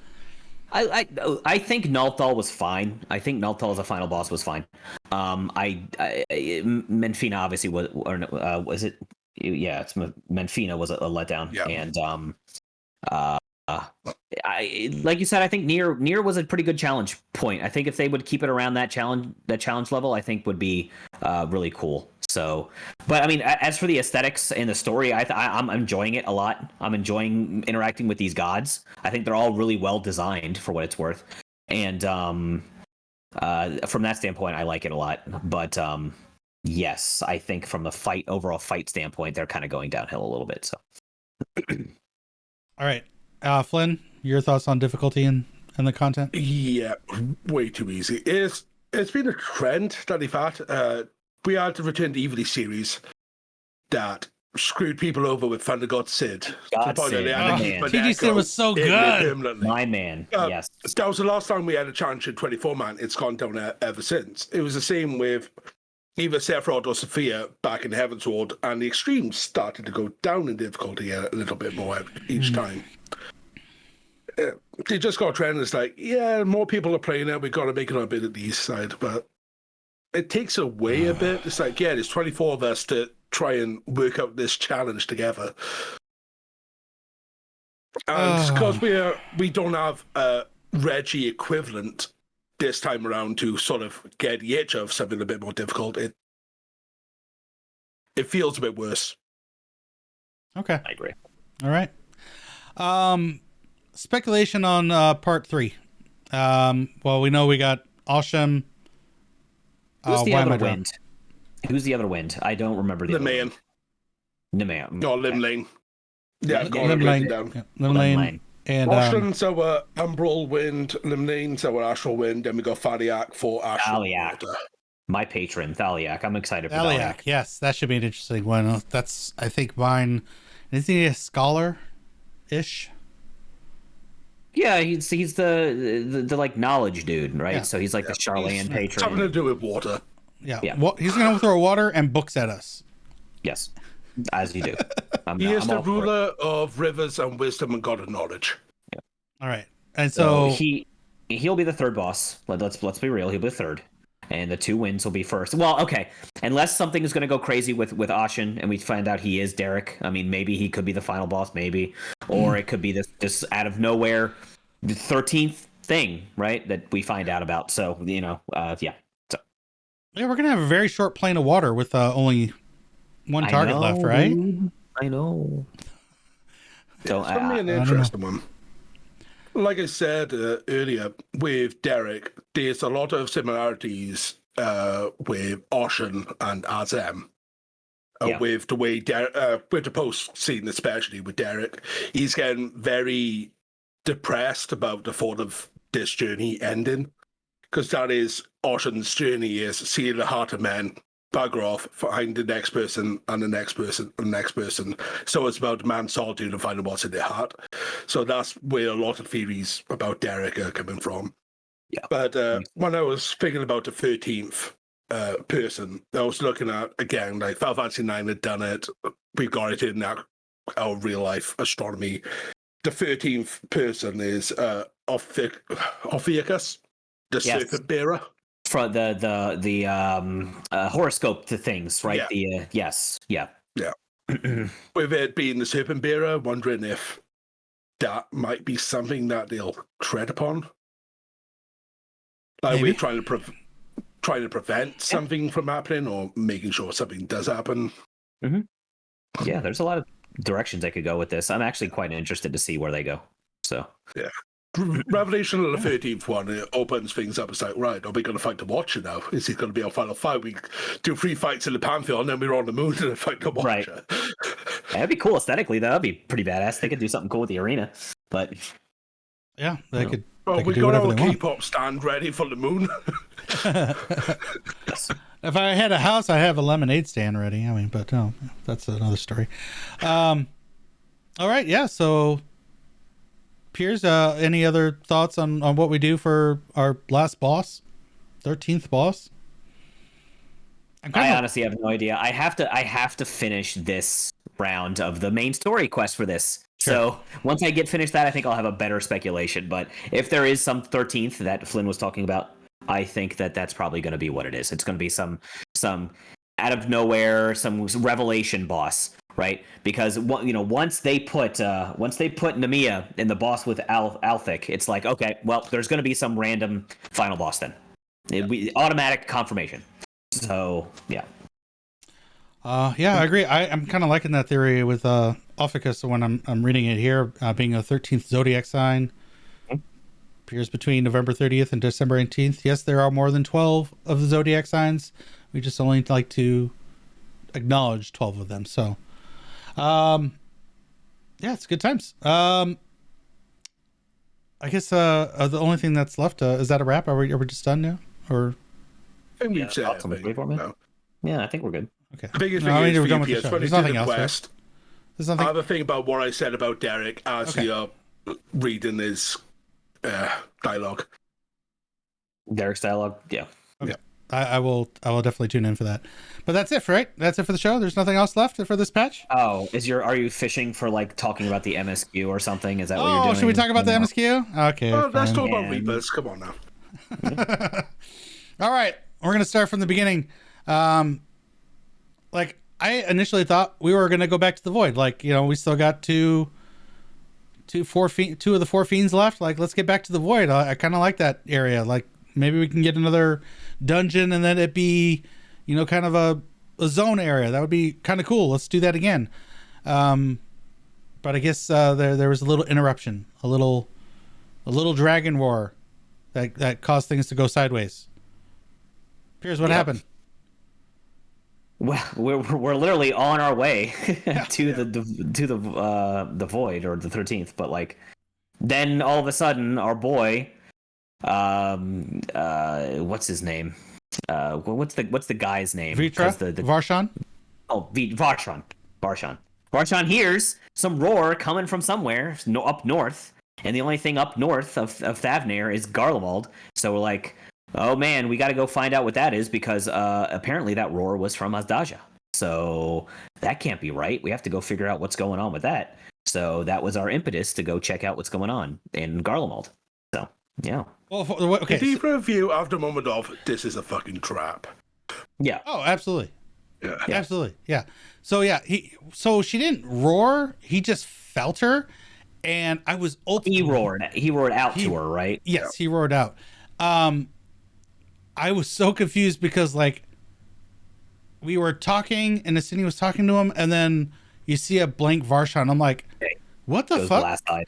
Like, did someone hack Varshan? Did something happen to Vitra? And then all of a sudden he just belts out this huge roar in the middle of Razatan. And I'm like, oh my God, we got to deal with Vitra. He's just gone crazy. That's what I thought initially. Yeah, right. What the hell's going on? I did think something was like causing him to go berserk for a second. Like, what's going on with him? But nah, he was just like freaking out because he felt his sister for the first time in like probably forever. So, being the wild. So when it gets back control of Varshan, like I'm fully expecting him, like he did say like, what the heck? And I thought like I felt like he got hacked, like something happened to him and he lost control of like his own being. And then he explains to us, no, he felt his sister. And how could he feel his sister? Because she's trapped in the void. So he called out to her. The only way he really knows how is to do a dragon's roar. Probably scared the bejesus out of all the citizens of Razatan and Thavnir at large. Probably, I would say so. You're like, oh. But yeah, we got to head to Garlemald. What do you think about this introduction into our patch here, Flynn? Yeah, it's a decent start, but one thing that's made me think for a few years now, when we get these little, we just need to head into a random direction, there's a map we've already done, is I wish they would introduce a new zone partway through an expansion. Because this would have been a perfect time to just introduce a new zone. Cool. Especially with this point, I've quested it. A 0.3 patch, yeah. Yeah. I mean, we kind of got that with the last expansion, right? Or the last patch. That whole void zone. A little thing. But compared Yeah, Troya. Compared to the zones that we get for, say, Eureka and you're saying like a whole like an actual zone. Okay. Full zone. Yeah, I get that. Yeah. I just don't think they would want to do that, because then, like in the middle of a whole expansion cycle, you're having to populate it with maybe a tribe, gatherables. Like if it's only for level 90, you're not leveling in it. You're not really exploring it. So I don't know how they would properly do that in the middle of an expansion. I mean, it's intriguing. It would allow them to do something different with the formula as well. Yeah, it would be something completely different with the formula.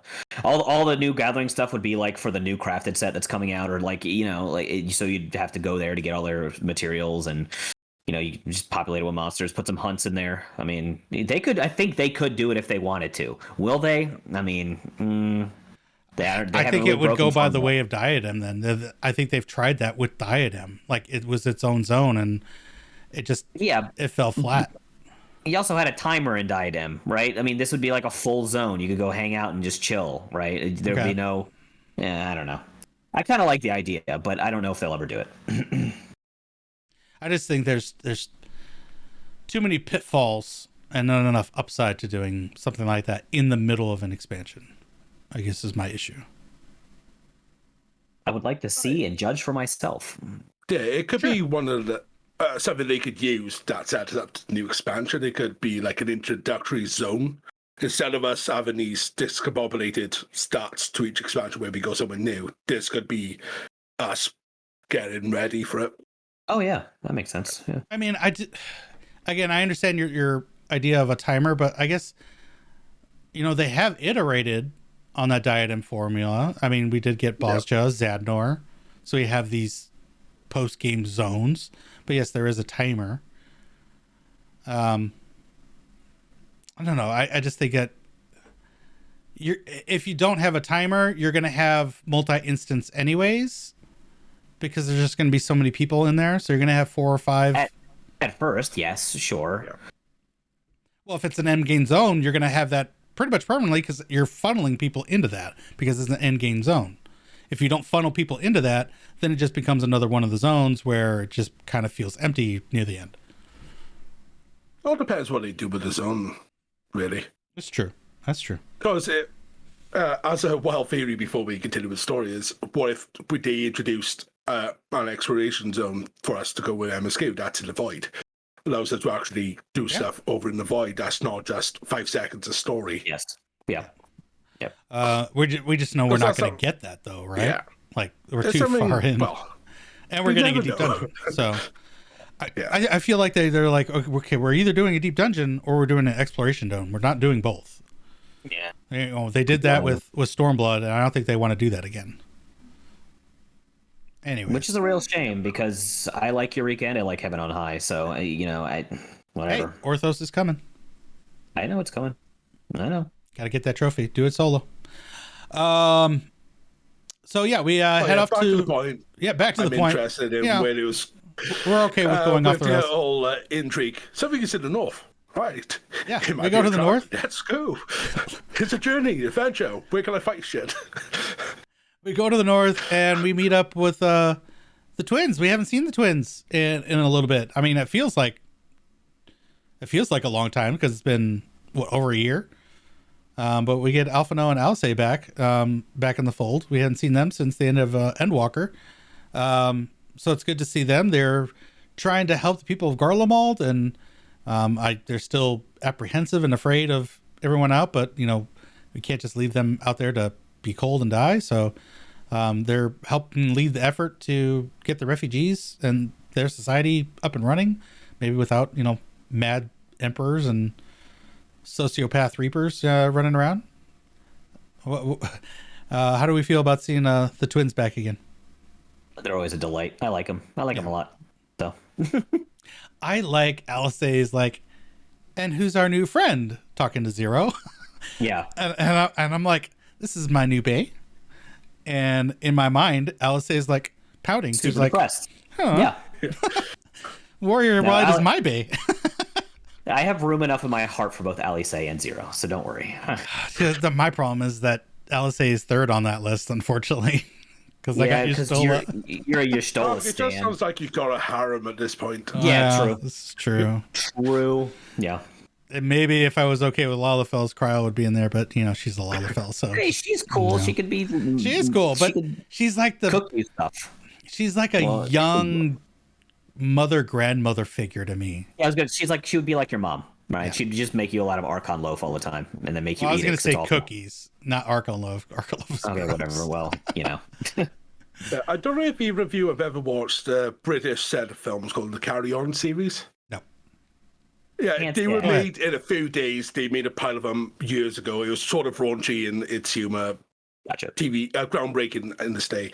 One of the films features a doctor with multiple wives called, and he just names them after each day of the week, and I just see Darkwing, you will know Monday, you will know Tuesday. Nice. Yes, exactly it. Yep. Oh my god, I don't know if I'm going to go that far, but okay. Well, you've had a few expansions now. A few more expansions with more guilds coming up. Yeah. I mean, we're literally the Warrior of Light. We have saved the universe, literally the entire universe. So I think we could have anybody we wanted. So let's screw it. Let's just have them all. Right? We have the stamina. We have that extra soul density. Yeah. All right. Getting back on track. We're trying to ascertain where, because we feel it's in Garlemald, we're trying to ascertain where the feeling of Azdaja it came from, and we hear from the twins that they've been beset by Void Scent, now for a little bit, and they've kind of tracked it back down to Lapis Manalis, which happens to be the home of the Reapers. And I was actually really intrigued by this whole thing because I have not unlocked Reaper, so I have like no Reaper lore. So this gave me a good chunk of it, and I felt really excited about that. Piers, knowing that you main Reaper now, how'd you feel about getting some Reaper love? You know, it's a real shame because I haven't gone back through that damn dungeon and checked all the lore tidbits. And I've been meaning to. Every time I get to the end of that dungeon, I'm telling myself, go back and check those, go back. And I always forget every single time without fail. So I do not know that little tiny lore you get inside the dungeon. But obviously, since this is a Reaper place, it must have some connection to the Void because Reapers obviously are bringing are consulting with the Void to bring out a little shadow guy that's our Void sent. And so wherever this is, which is what Lapis Manalis, has some. It must be thinner. There must be a thinner barrier between the source and the 13th at this specific area, right? And that's why it's a very easy breaching point for the baddies of this patch to come through and unleash a bunch of Void sent out. Is because the fabric of reality is just a little bit thinner there. So I like that a lot. And you get a little bit more Reaper lore in the dungeon itself, obviously. So with like the bosses, which is really cool. So, or at least the second boss. But yeah, I think the biggest little nugget of lore is the event that caused the Reapers to leave Garlemald. Ooh, I want to know about this. Which was the assassination attempt on Solus. Oh. In retaliation, Solus forced one of the Void Scents to eat its host, I believe. Oh, yeah, okay. That's I gotta read all this more. And it references a young beauty Reaper, and I believe she is the one that gives us the Soul Stone in the Reaper questline. That chick. Okay, so have we met Drusilla, or have we seen her at all? Okay, where? She's a quest giver for Reaper. Oh, she is the quest giver. Drusilla's the quest giver. Okay. Yeah, she's like the mentor. Yeah. Okay, that's cool. So I was reading the books, and I caught wind of her name, and I was like, oh, okay, that Drusilla. I gotta look out for that. So once I unlock Reaper, that connection will be made. There is a nugget talking to it afterwards as well. Okay, all right. Piers. Okay. I would say if you really want to just, because when you're into the dungeon, you're thinking about getting the gear, especially important for DSR, repog and reclear, because that's going to be best in slot now. And you got 3 other people pushing you forward, keep moving forward, get the dungeon done, in 15 minutes. I would suggest doing it in duty support, basically story mode. It's going to take you a while, but you can go at your own pace and you can read those books at your leisure then. So I have literally like no experience with duty support. You don't need to level up your trust to do this. Yeah. Okay. So this is story mode and a level mode is best. Okay. Yeah. So duty support is story mode. Trust is the leveling mode. If that makes sense. Okay. All right. And also who you take in will change. With the leveling one, you were stuck with the Scions, and that's it. With the story one, it's whoever's part of the story at the time. Oh, okay. Yeah. All right. So I got to be with Zero because she's my bae, and having her with it was awesome. So that was cool.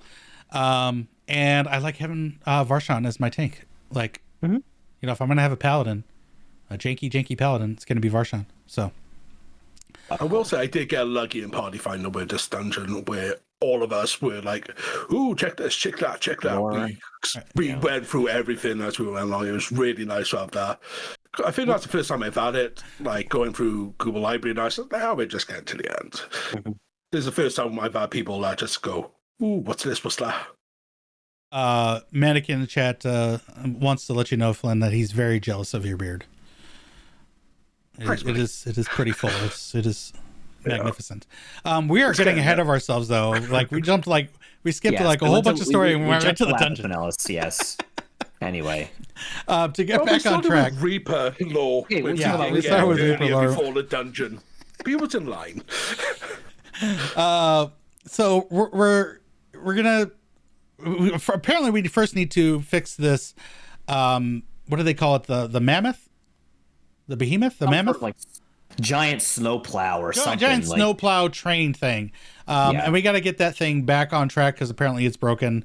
After a war and and ice and all that fun stuff. We got to get that fixed, but they need time to do that. So while that's getting done, we're going to help the twins with their, refugee outreach program, and we're going to provide food and shelter and all that fun stuff. So we're going to go to Tertium, and we're going to help out. This is the part where I say, fuck off, Julius, whatever your name is. You have to explain this to me. Why? Okay. What's wrong we're with helping. We're helping out, and we moved to help with someone that needs some healing or whatnot. And Julius is coming up on Zero. He's like, "What's up, girl? How you doing?" Oh, that's why. What's fuck you off, doing? Ulysses. Okay, dude. Okay. All right. I'm like, You're no. just being jealous. Yeah. No. She's my bae. You piss off.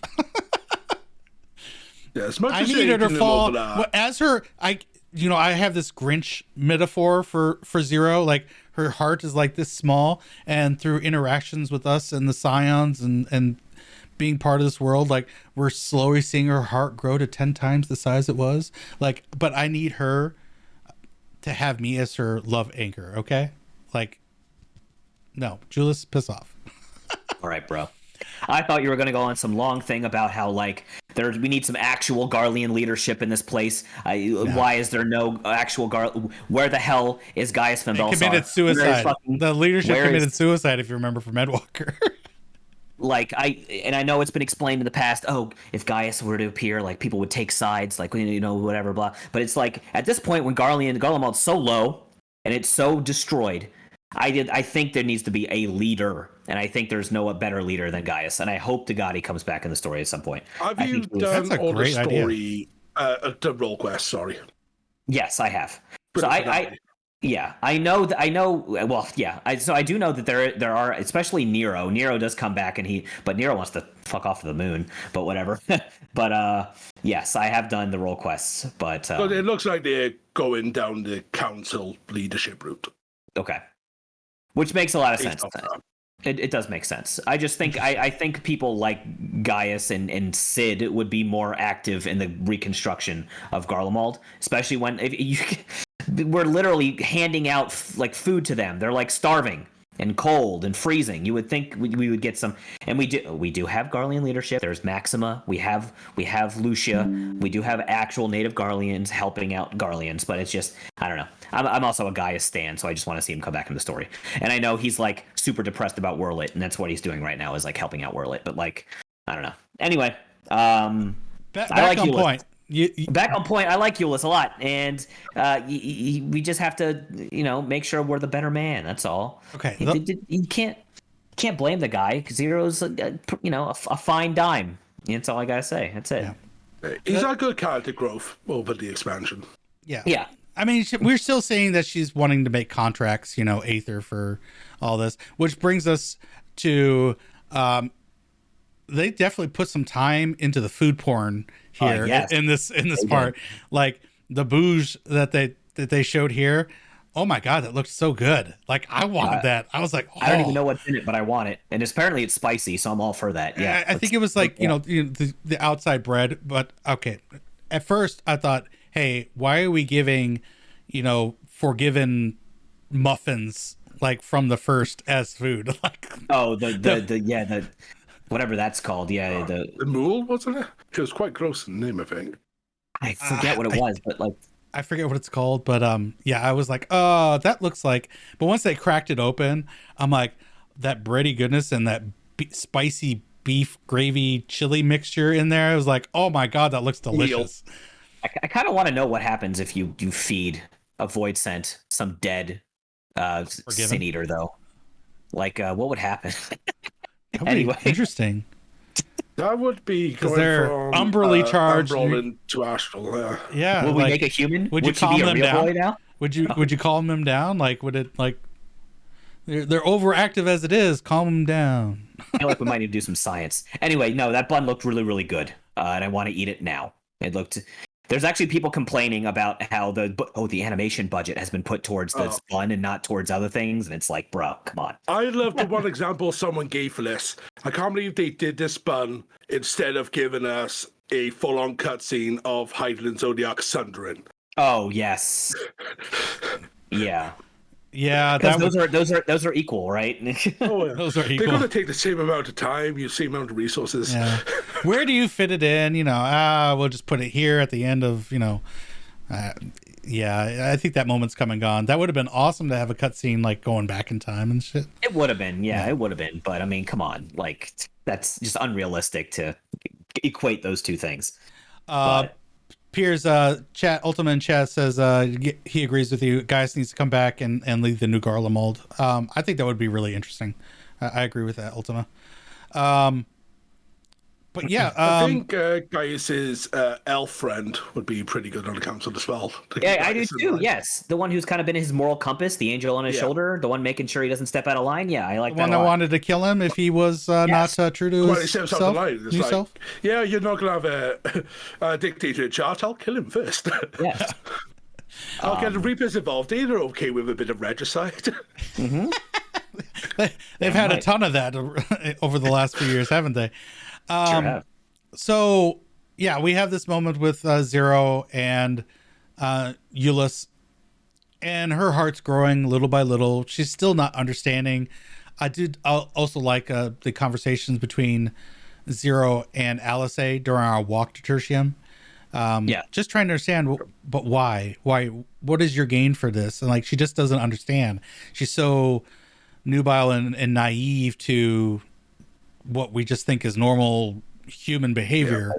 Every action has to have some sort of gain for her, right? Yeah. There has to be a benefit for her to do anything. And she's starting to realize like you can actually just like kind of get something out of altruism. She just doesn't understand altruism at all. Yeah. So the it's goodness also of like your a heart, duality for real life with different cultures. Mm-hmm. Just in general, the way we are in the West versus how people are in the East is so polar opposite that we often find, well, what you're doing is extremely fucking strange to us. Mm-hmm. And they also think the same bag. It's not a nice duality. Yeah, absolutely. I find her whole core storyline just absolutely fascinating. Part of why I love her. But then we get the Void Sent more coming through the gates that we think are in Lapis Manalis.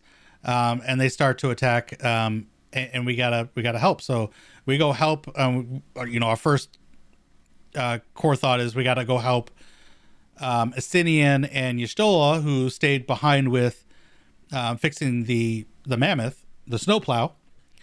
So we gotta go make sure that they're okay first, because if we lose the snowplow, like our whole mission's done. But then so Zero and Euless stay behind in Tertium. But then we were like, okay, well, there's people out and they need help as well. So Euless is going to go help. Zero's like, no. You stay here. I got this. And this is in exchange for the booze you gave me, the excellent food porn. I maintain, though, to this point, though, that warm feeling was just heartburn. She just has not experienced heartburn before. Sure. That's what that warm, burning feeling in our heart was. Because while you say that, that's her first spicy food in Ratatan. She was, but she was eating apples.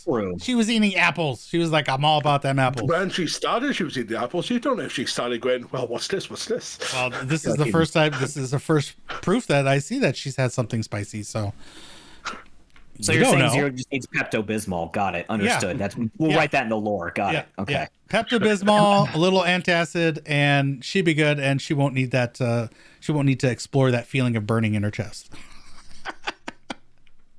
No? All right, dude. You guys not with me on that? Up that copium, dude. All day, man. That Pepto-copium? Pepto-copium. So this brings us to our solo instance for the patch, where we get to play as Zero, which I thought was a little bit of fun.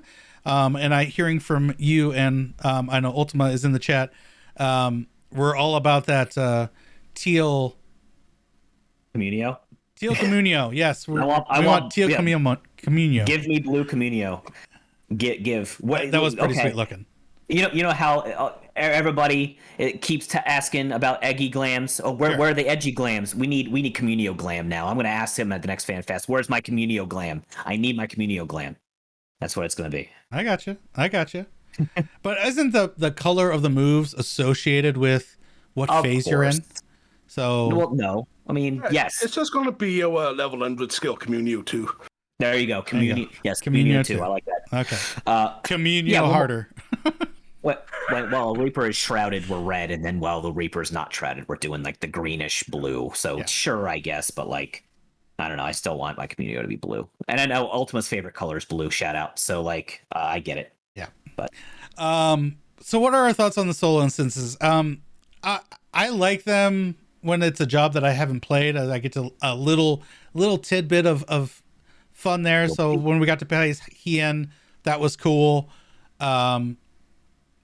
Playing as the different scions during the whole lunar invasion in 5.5 was really awesome. that was cool. I thought that was really awesome. This one kind of felt a little flat. Represent. There you go. I felt this because there was two parts to the solo instance. I felt that this part of the solo instance fell a little flat. Like once you got it wasn't a big combo. It was like hitting the same button. It was like, oh, I should AoE here. So now I hit this button. Oh, this is off cooldown. This is off cooldown. I'll hit that now. So it felt very spammy to me. That's how it goes, man. When has there ever been a solo instance that's super complex? Let's be real. Can you think of any that's actually been complex? Thancred was the one that came to mind. That's it. Thancred. And I thought it was it was easier to pick up. I felt the complexity in the fights during the lunar invasion was pretty engaging. I liked them. I thought they were excellent. I thought they were cool too. Yeah. To be fair, this was setting up a separate thing. And it's very much, for me, to go back to the very start of the show when you introduced Piers with the Star Trek references, it was very much a Kobayashi Maru moment for Zero. Well, yes, we were set up to lose. Like, I was a little shocked. I was like, how am I supposed to get to that last tower? Like, that timings on that are just absolutely ass. I felt like I probably could have beaten it if I tried hard enough, but now I died, and I was like, oh, I guess this was scripted. So yeah, it was scripted for you to lose eventually. It's like either you made that one and they progressively get faster, or it just deals more damage. You were never supposed to win that fight. So we lose that fight. She falls. We get a cutscene, and apparently she has not had the Contra Memoria buffages her entire time. Like she came under assault from them. Like, shocking, right? Sure. No. What do you? We go in the cutscene and we go back to her past, and she's defending this little town. Well, she doesn't have the Contra Memoria abilities, right? I guess. I don't know. Well, she's facing off against three guys that do.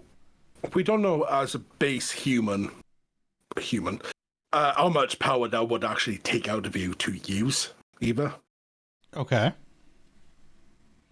I was always under the impression that she was born with it because her mother. Oh, because she was born with it, because she was like half Void Center or whatever, right?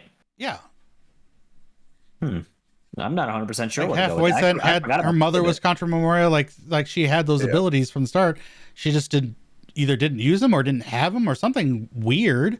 And she just got totally just pieced out by the three Contra Memoria goon heads that are looking for wine and women. Freaking pirates. So I was shocked about that. Well, we did see it in the last patch when she was using the abilities that it drained her a lot, and that's with her feeding on ether to bolster herself. So I think it's very much, it would have been a case of, I do this, I'm dead anyway. Could be. Yeah. Could be. But do we have any inkling on who she was calling to for help after she lost that fight? Or any theories out there? I haven't seen any theories. I was like, I'm assuming she called out to someone and someone came to her and was like, okay, I will help you, and made a bargain at that point, because that's the way the world was going. But yeah, I was pretty shocked about that whole thing. I was like, oh, well, why didn't she just use her abilities? Yeah, it's just a little crazy there. But then we come to her rescue. She comes to her senses, and we now have a group fight. We get control of our character, and we have a normal solo instance. And she goes, Dragon Ball Z on the last boss there. We let her charge up and she goes boop boop boop boom. Did we do enjoy the whole solo instance stuff as a whole? I like them. I've liked them. Yeah, it adds to the story. It adds to the story. Okay, you didn't think they were too easy? The difficulty. Well, the last time I found one difficult was bloody hell, back in Stormblood again when he was summoning Lakshmi. That was the last time I found a solo instance difficult. And that's us controlling our own character, but I think controlling others, it doesn't need to be difficult. It's just meant to push the story in a nicer way than we just sit through an hour of cutscenes. I will say the solo instance where in Endwalker, where you are the Garlean foot soldier and you have to make your way back. I forgot about that for a second. That was difficulty for a reason. That was meant to feel difficult, and I hated that it got nerfed. Yeah, me too. Yeah, exactly. Oh, it got nerfed? I didn't know it got nerfed. I enjoyed that part. That was a crazy sense of tension there. A big nerf. Oh, that's a shame. After that, though, we found out that Y'shtola and Estinian didn't need our help. Of course they didn't. They're freaking Y'shtola and Estinian. Like, hello? Why did we even doubt they needed help? Like, yeah, they're fine. So we head up to Lapis and Manalis, finally getting to the dungeon. So I did it as duty support because I have gotten to the point where I am enjoying doing the first time, getting that little bit extra story, and Zero was in the party, so like I felt like I had to. I'm guessing Piers, you didn't because you haven't done it yet. Flynn, did you do it with duty support first time, or did you do it with a party? With people. You went with people.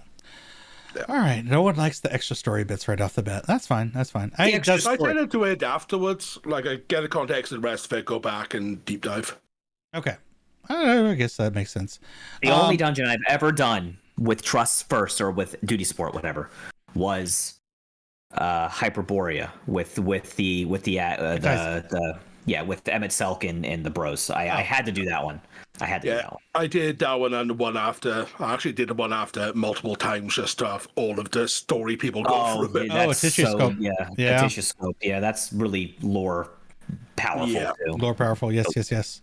I didn't do Shadowbringers like that, but with Endwalker, I just felt like it being the culmination. I wanted to get as much as I could each initial dungeon run, so that was my inkling on it. I still am working on my freaking trust build, so like they're barely up to freaking Tower of Babel now. So there's a damn trophy for all that stuff too, man. Yeah, I've got 3 of them at 89 right now. Nice. I've got them at least 84, 85 across the board. See, I'm looking for because they did this with Shadowbringers, like it was just a grind and a slog to get them all leveled. Until I want to say it was maybe 5.4 or 5.5 where they cut the amount of XP needed like in half or doubled. We've already had the XP boost for trusts. For Endwalker? Yeah. Oh, when did that happen? Patch or 2 back. Because the last time I did it, like I still needed like 5 dungeon runs to get them leveled. It's 3 a level now, same as it is in Shadowbringers. Shadowbringers is 2. I'll let you guys. I think all my trusts are level 1 or level whatever the first. I got them all. I got them all up to 80.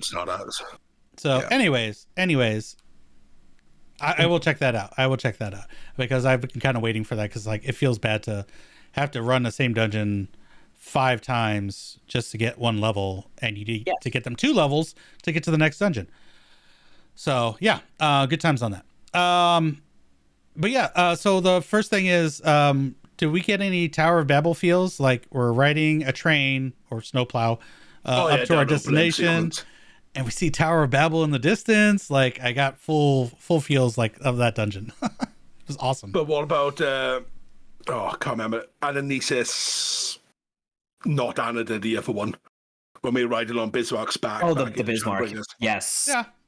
Yeah. Same style. Yeah. Yeah, I love that opening. We don't have to move. We don't have to run through. We just get more visual scenery. Mm-hmm. Bit more bang for our buck at the start. Enemies come to us. What's up, Sephiroth in chat? How you doing? Sephiroth is in chat, the man himself. Yeah, Sephiroth 323. You know, it's one of the clones. It's one of the clones Yeah, with the tattoo on the shoulder. Yeah. So yeah, I felt that was really cool. Moving around, and getting to the first boss though, I thought there would be a lot more void scent in this initial, trash push. Were you disappointed that there was like no void scent? It was just all animals? Why are we killing all the animals? Got to kill the wildlife, man. That's part of the Warrior of Light's job, is to go into dungeons and kill all the wildlife, apparently. So, yep. So I was disappointed that weren't more void scent, but we got a little bit of it, and we saved a nice little squirrel and a deer. I did make a mental note that we saved that deer and that squirrel from that void scent dropping. Yeah, so now we got this big Yeti thing as our first boss. Before we go that far, about seeing the Tower of Babel on that first incline. That's what I was saying. The incline and seeing the Tower of Babel in the distance gave me all sorts of nostalgia feels. I'm like, oh, this is awesome. I must have missed this, so now I have to look out for it when I get to dungeon again, because I guess it's very noticeable. It's just off to the left as you're walking up. Yeah, so as you're going up, I mean, and this is, you can see it even while you're doing the ride. Just to the left, you can, as you ride up, the Tower of Babel's in the distance. It's like, ooh. Okay. Never noticed it on the actual intro bit. I'll have to pay attention next time I run it. There you go. First boss though, the only thing I thought was actually interesting was the animal stampeding. Yeah, I laughed my ass off. Died so much. I laughed so hard on that. I'm like, okay, we got an animal. Okay, so and the animals just kept coming, and they just kept coming, and I just couldn't help but laugh at the animal stampede. Yeah, it's a fun little mechanic. I like it. I was laughing. I'm going, how the hell are the Guardians hungry when there's as many animals on stampedes up here? Exactly. Well, they just got their snowplow fixed, so now they can get up there and get those animals for food. Gotta think about these things, Flynn. They didn't have their machine fixed to get up there. Speaking of that, apparently the winds were that bad. So why didn't we have any wind mechanics bashing us about? True. Yeah, that would have been cool. Yeah. It's like, oh, let's clear way for a beer. If Reacher could have just flew us here. Mm-hmm. That's true. Yeah. Where are all the wind mechanics? I guess they're higher up. Maybe if Vitra rides in at a low altitude, just above the tree line, we shouldn't be fine.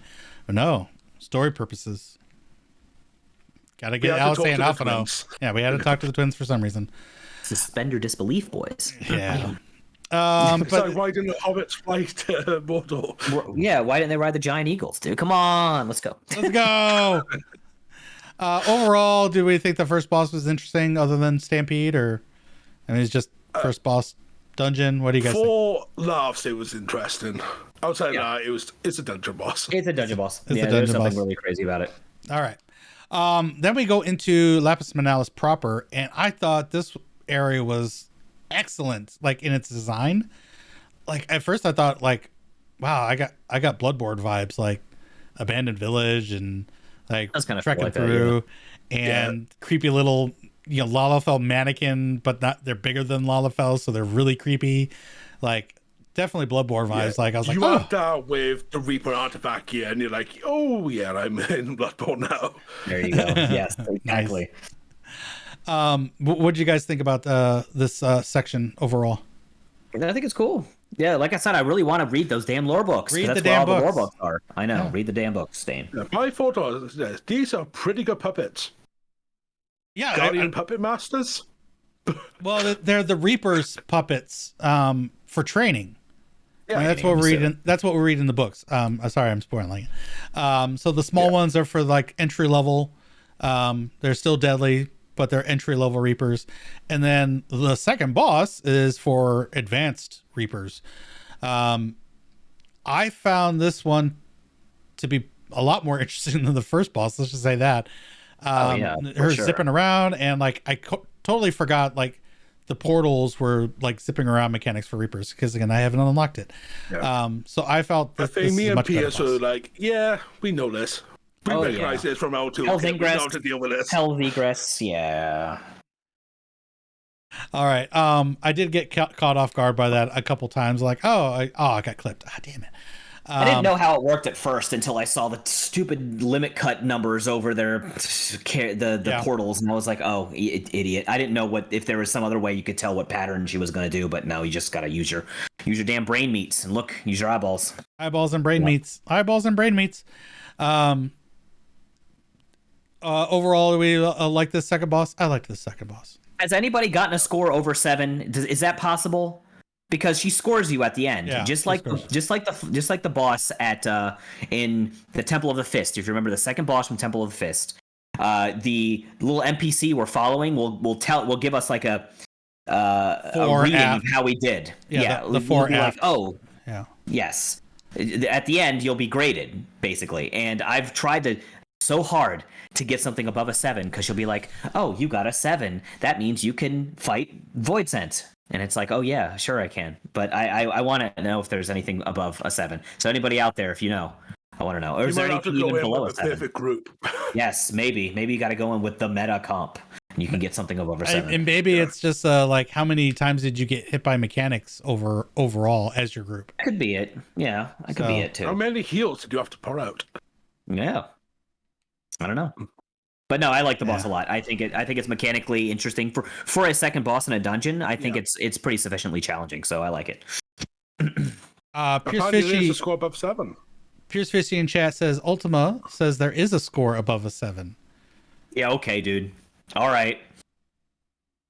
I'll believe it when I see it. Yeah, if you give us a screenshot, screenshotter didn't happen because I've only gotten 7s in my couple of playthroughs, so. I'd love to see that. I'd love to know how you get different ranks, if it's mechanic based or not. It was on Reddit. We'll have to check that. All right. It was on Reddit. Okay. The best source of information. Yeah. If someone finds that source, drop a comment down below if you're watching on YouTube. Let us know how we can find out how to get a better score because Piers he needs that. He needs to get a better score. I do pretty damn good DPS. Okay, I'm not good at. I don't think it's about DPS. I think it's about mechanics. Okay, you think it's a mechanical thing. All right. Yeah. How your a group as a whole, how many mechanics are or are not getting hit by? Probably. Okay. That's what I'm thinking. So I do have to go in with the perfect group then, who actually knows how to do mechanics. Yeah. Got it. They're never gonna find that. Tark's not allowed. All right. Tark's not allowed.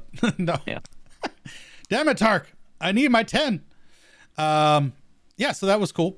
And then we go into the deep spine, and I mean, it felt kind of generic. It was kind of cool seeing all the ceruleum on fire. Deposits, yeah. But other than that, like all it was is just trash, wall, boss. trash, boss. Yeah. Yeah. Nothing great here. Flynn? Yeah, PS, you don't want a big number, by the way. Sorry to cut over. Oh, you want a smaller number? Is it golf? It's graded from 1 to 12. Interesting. With the lower number being the faster you kill. So it is fast. So it is a DPS thing. And also, if 0 was in the party, it also gives a different line of dialogue. Ooh. I want to see that. Interesting. All right, so I'm being held back. Reaper. I'm being shackled by my teammates then. All right, cool. I got to go in with hyper DPS dudes. All right, understood. Interesting. Those old style Anger Max strats. Yes, bring back Anger Max, dude. Yeah, you're gonna have that good DPS with They get banned instantly. What with your squadron? Yeah. Squadron. Yeah. Grand Company Squadron is definitely gonna get you that DPS. Sure. Speaking of which, you think they're ever gonna? This is way off topic. You think they're ever gonna iterate on Squadron? No, you think they did? They did. It's called Trust. Okay. Pretty much. But Tark, you're forgetting the old style of Squadron where you took in a Marauder, you just spam disengage and engage over and over again. It would berserk and hit constantly. Yeah. So DPS was insane. Yeah, the Ungamax. There was some ways to even these Ungamax. That Marauder would just destroy dungeons. Okay. Ways to really manipulate the AI. Yeah, I think they were getting dungeons down to 3 minutes a pull. Yeah. Because I'm kind of glad was just broken. Like I know that they've put some extra weight on squadrons with the new lieutenant rank on there. I just think this is another one of those systems that were abandoned. They are just abandoned. Yeah. and maybe that should just be a whole nother show, systems that Square has implemented with Final Fantasy 14 that they've tried and abandoned. So, because that would ideas that did not work. Ideas that we tried and nope, that just didn't work. Because there was a lot of them. Yeah. All right. You was asking me a question while I was looking into Lapis Monalis. What do you think of Deep Spine aesthetic and Ceruleum on Fire? And seeing Ceruleum in its natural state is really nice. Because we had the Ceruleum fields in Northern Fan, but we never actually saw the Ceruleum. Like we saw it from afar, and it was like, okay, it just looks like a sea of blue. Cool. Seeing it up close, it's like, oh, right, this is kind of cool. Yeah, I felt like I was like, I don't want to step in this. Yeah, I don't want to dip my toe in. It gives more credence to why it's the power source. True. Yeah. And then we have our third boss, Cognazzo. They really did the Four Fiends dirty, in my opinion. You think so? It feels bad. Yes, the fact they that had more in 14 my favorite Final Fantasy. Final Fantasy IV, my favorite Final Fantasy. Yes, I'm biased. I will admit it. Had to have 2 of the 4 fiends relegated to dungeon bosses. It feels dirty. Like they've done my 4 fiends dirty. They all should have been extremes. I felt okay with Scarmiglione. Done in 4. He's right, but at the same time, I will say that they did make all of the weapons from Final Fantasy VII their own extreme trial. So they did give and there's no characterization to the weapons at all in 7. They're just big kaiju monsters. So other than the pilots inside them. At least 2 of them were super bosses. Yes, the 2 of them were super bosses. That's fair. That's the credence. Whereas in 4 and 14, just to go a bit further story, they're both plot devices for Golbez. They introduce plot device, gone Golbez, and they've gone the same route here, but they've done a better job. We get the backstory. We get a lot more involved with the fiends this time around than in 4. The characterization of the 4 fiends is fantastic in 14. I will give you that. I do understand that there is some disappointment with them not all being extreme trials. At least maybe Scarmiglione could have been the one, just like with the 4 lords, right? Scarmiglione would have been better, but again, Genbu. That character model is a turtle. You will not get an ultimate. Well, an extreme out of that. Yeah. Cognazzo, he's basically a turtle. Like, he's a dungeon boss. As soon as I saw his design again, it's like, he's a dungeon boss. Yeah, that's true. I guess it's not out to an extreme with a turtle. Yeah. Tark, the only thing I can say, my guy, is that they want to do something really special for the last 2 trials of the expansion. So I guess just look forward to that. And maybe we will end up seeing Scarmiglione and Cognazzo in an extreme fight. Maybe they'll all come together. A 4 Fiends gauntlet fight with Golbez. Who knows? We'll have to see. Future Time Ultimate. Look, he's just upset. He's upset. He's spaghetti over there, dude. Espresso depresso. Yeah, it's the realization that 14's representation lasted longer than in the original game. Yeah. Don't you think we missed? It's true, but still, I feel like a dungeon boss is being done dirty. Like, that's just my opinion. Interesting more the mechanics. I have to give it I do. Yeah. And I do like the his ultimate move. He's got the water shield around him, and he's got the tidal wave that comes in. I'm like, yeah, that's Final Fantasy IV right there. Let's go. But yeah, I will say with 14 overall, water bosses always tend to be hit and miss. Okay. I mean, they that's never fair. know fully how to do something with water. I mean, I feel like Leviathan was done pretty well. Leviathan was okay. Yeah. But let's be... If it were Leviathan, you had the arena designed to interact that way. Yeah. But if you look at which of the 4 lords was it? Siriu. I liked Siriu. I was going to say Siriu was that was an interesting one with the water. Siriu, yeah. Siriu was good. So, Bismarck, not going back to so 24 much. Mans, we got one water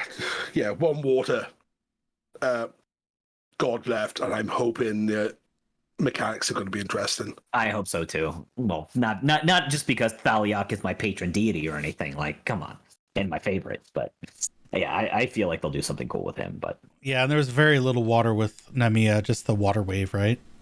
Yeah, that was it for there. So that was a little disappointing. Was there really anything Earth-based with Althec? The gravity stuff. Oh, and the knockbacks. Okay. I guess so. All right. But yeah, it was Cognazzo. It was good to see him. Disappointing that it was a dungeon boss. I like the boss, fight as a whole. Kind of on the same level as Scarmiglione. But yeah, okay dungeon, good dungeon. I like it. It's a good dungeon. Yeah. It was on the same. It was on the same. Go on, Doc. I was gonna say it's on the same par with me as Troya, which was better than the treasure vault that we had before that. I don't think really anybody liked the treasure vault for some reason. I like that last boss a lot. You like this? I wish there was more. Mechanic. I wish there was more patterns to that mechanic because it's always the same every time. I wish they would have switched it up to make it so you actually had to like weave in and out of the spikes. I'm waiting for that to be a gate. Ooh, that'd be a lot of fun. That'd be a lot of fun. Yes, that would be awesome. That and Blitzball. Let's go. Yeah, okay, Blitzball. All right. Yeah, okay. Blitzball Manager 23. There you go. You don't even play it. You just manage the players. Yeah, all right. Well, now the two trainer thoughts they've talked about for years to get you to play the game or manage the game. There you go. That's what Blitzball Manager 2023. There we go. This needs to be its own. I mean, we have FIFA Soccer Manager, right? Yeah. FIFA Football Manager. That's its own game. That stuff, man. Yeah, people like it. People get hired for management jobs off that game now. Mm-hmm. That's wild. That is wild. All right, back to Final Fantasy 14. Post dungeon quest era. What are our thoughts on that, Flynn? Yeah, it was nice to go around. I wish there was a bit more interactables. Yeah, I mean it's just collect ceruleum. Yeah, it's again Nia did barrel. it so well. We had to go back in. We had collection stuff. We had so much lore. Like this is Reaper Village. They could have added so much more here. I agree. Like all the notes they had in dungeon, they could have just left them in the instance afterwards. Yeah, I mean yes, yes, because it's still there in the same place. Right. True. Yeah, I haven't actually got that series done. I need to get that Nier series done. But yeah, it was collect barrel, collect ceruleum, get out. Yeah, it was like okay, did it really need to be a thing? I don't think so. I think it was designed for that little scene with Fashan just staying back where the gate closed. I think that still could have been done with the cutscene. Very much of him being there, and then when you speak to the rest all the way at the end, it's meant to give that separation to the fort. Okay. Because it's where Fashan is.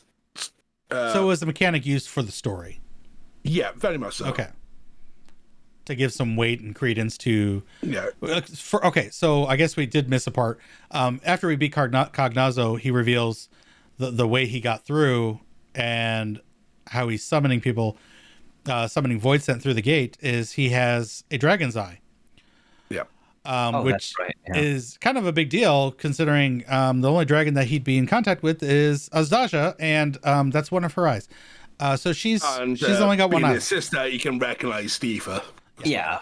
It's very bold that Golbez would allow Cognazzo to have a whole ass one of Azdaja's eyes. That's bold. So either there's a reason for that. Either he is 4D chessing us, or it's just really bold to send one of his like little lieutenants out with something that powerful. We've seen what Worm's eyes can do, and yeah. So to be fair, the ether he gave to Fortune is just probably from that single eye. So at that point, he's probably drained. I guess that's fair. That's fair. Sure. But it's also the plot device to make us concentrate on that rather than what we're going to talk about in a minute happening elsewhere. That's true. Yeah. And then Cognazzo lets us know that he says that his mission was a success. He did what he was told to do, and he's going to go back to the flow, which I guess he's been wanting to die. We'll find out later. The man is something. Cognazzo is something. Yeah. He's a character, all right, who really likes to fight, and his dream is to be killed by someone stronger. So there we go. So he's been killed, and he's dead. Like he's not. He didn't get crystallized by Zero. He dies on the source from the instead of the 13th. His aether goes to the source as an actual cycle of life and death. So so he's dead. Rejoined the live stream. So my theory of having a Four Fiends fight in the next patch right out the window. they'll have to Deus Ex Machina something real hard if they want to bring that back. Then you're right, because or ultimate it. We'll find out something with the next character who we're gonna fight too. He also did not get crystallized, so yep. Yeah, good times. All right, to quickly go back, because I remembered my train of thought is because I was talking about the plot device in that whole exploration section. It is it's Zero and Vashan going opposite. Vashan is now going to despair, and Zero is going towards hope. Yeah, that's what we're seeing. This is true. So thank you for bringing that up. That's awesome to really think about. So we have Asdaja's Eye. Apparently there's a little bit of Aether left, not a lot, which brings a lot of worry to Varshan, Vitra. At this point, we kind of don't know what to do. So we head back to Razatan. Right? Yep. Is there anything I missed here so far?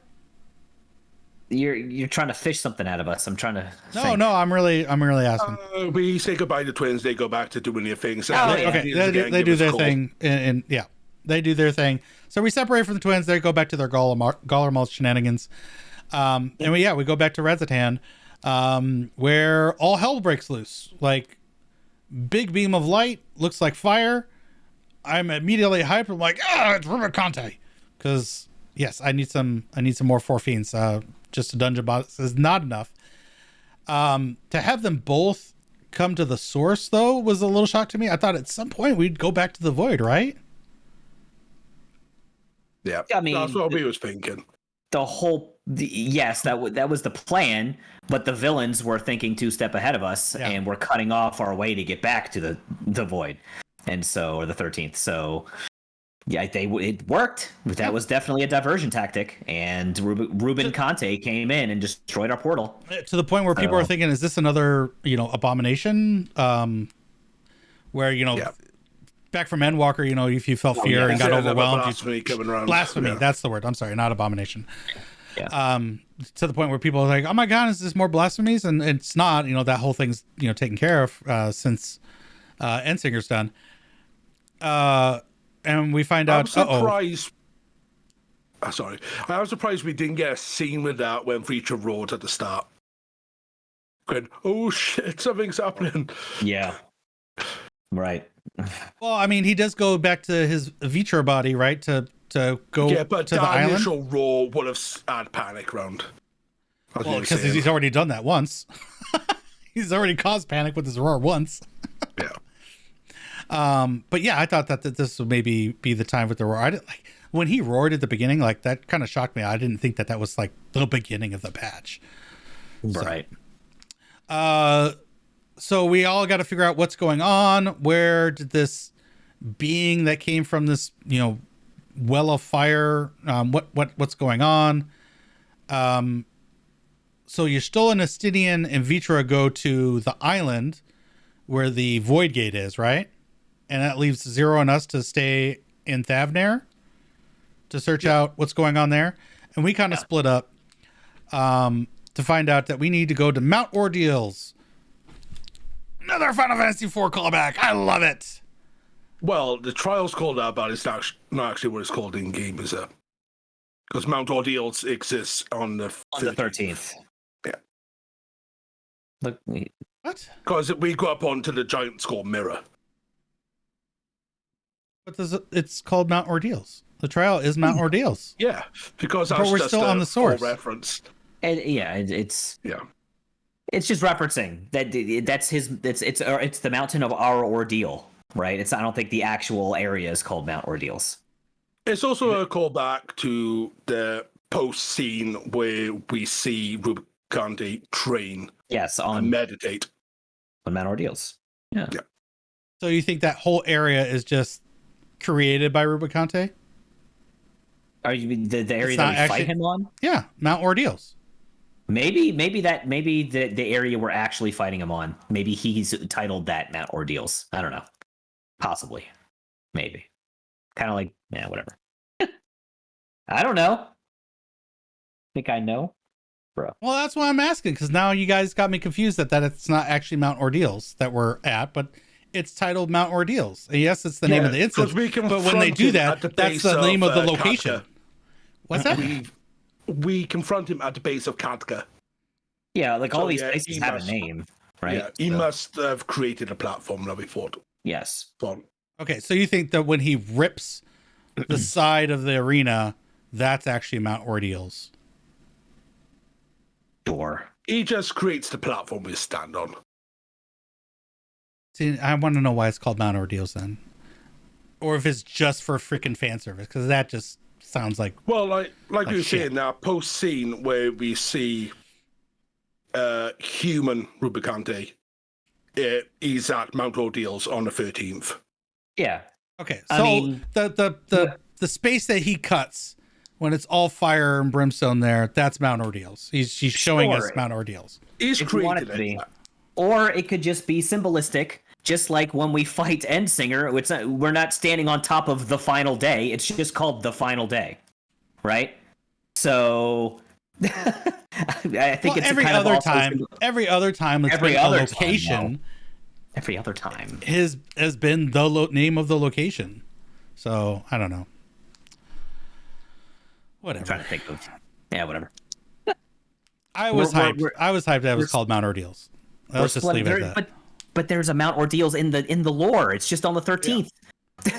And there's a lot of connection to Rubicante to Mount Ordeals, regardless of where it is. Yes. I'm confused. Anyways, it was good to see Rubicante. I think they did him justice. Yeah. I'm not even going to get into the extreme because I haven't finished it yet. I like that Yeah, fight. same here. I can't wait to actually finish it, but I feel they did him a justice. Seeing him in full 3D glory was awesome. His weapons look sick. I can't wait to get a few of those. Just the mixture of chunky. that's like the red cloakish and the pale flesh, and then the black is just, it's awesome. And he kept his honorable nature. And He yeah, did? he kept his honorable nature, kind of like in Final Fantasy IV, where Yeah, we just he was a don't get bad the guy, heal but up. he was, he was principled. I guess is the word. Yeah. Very principled. He didn't, I mean, he was a bad guy, but he was principled in his bad guyness. He was also like maybe not take Edge's parents and turn them into abominations. Yeah. Oh, yeah, okay.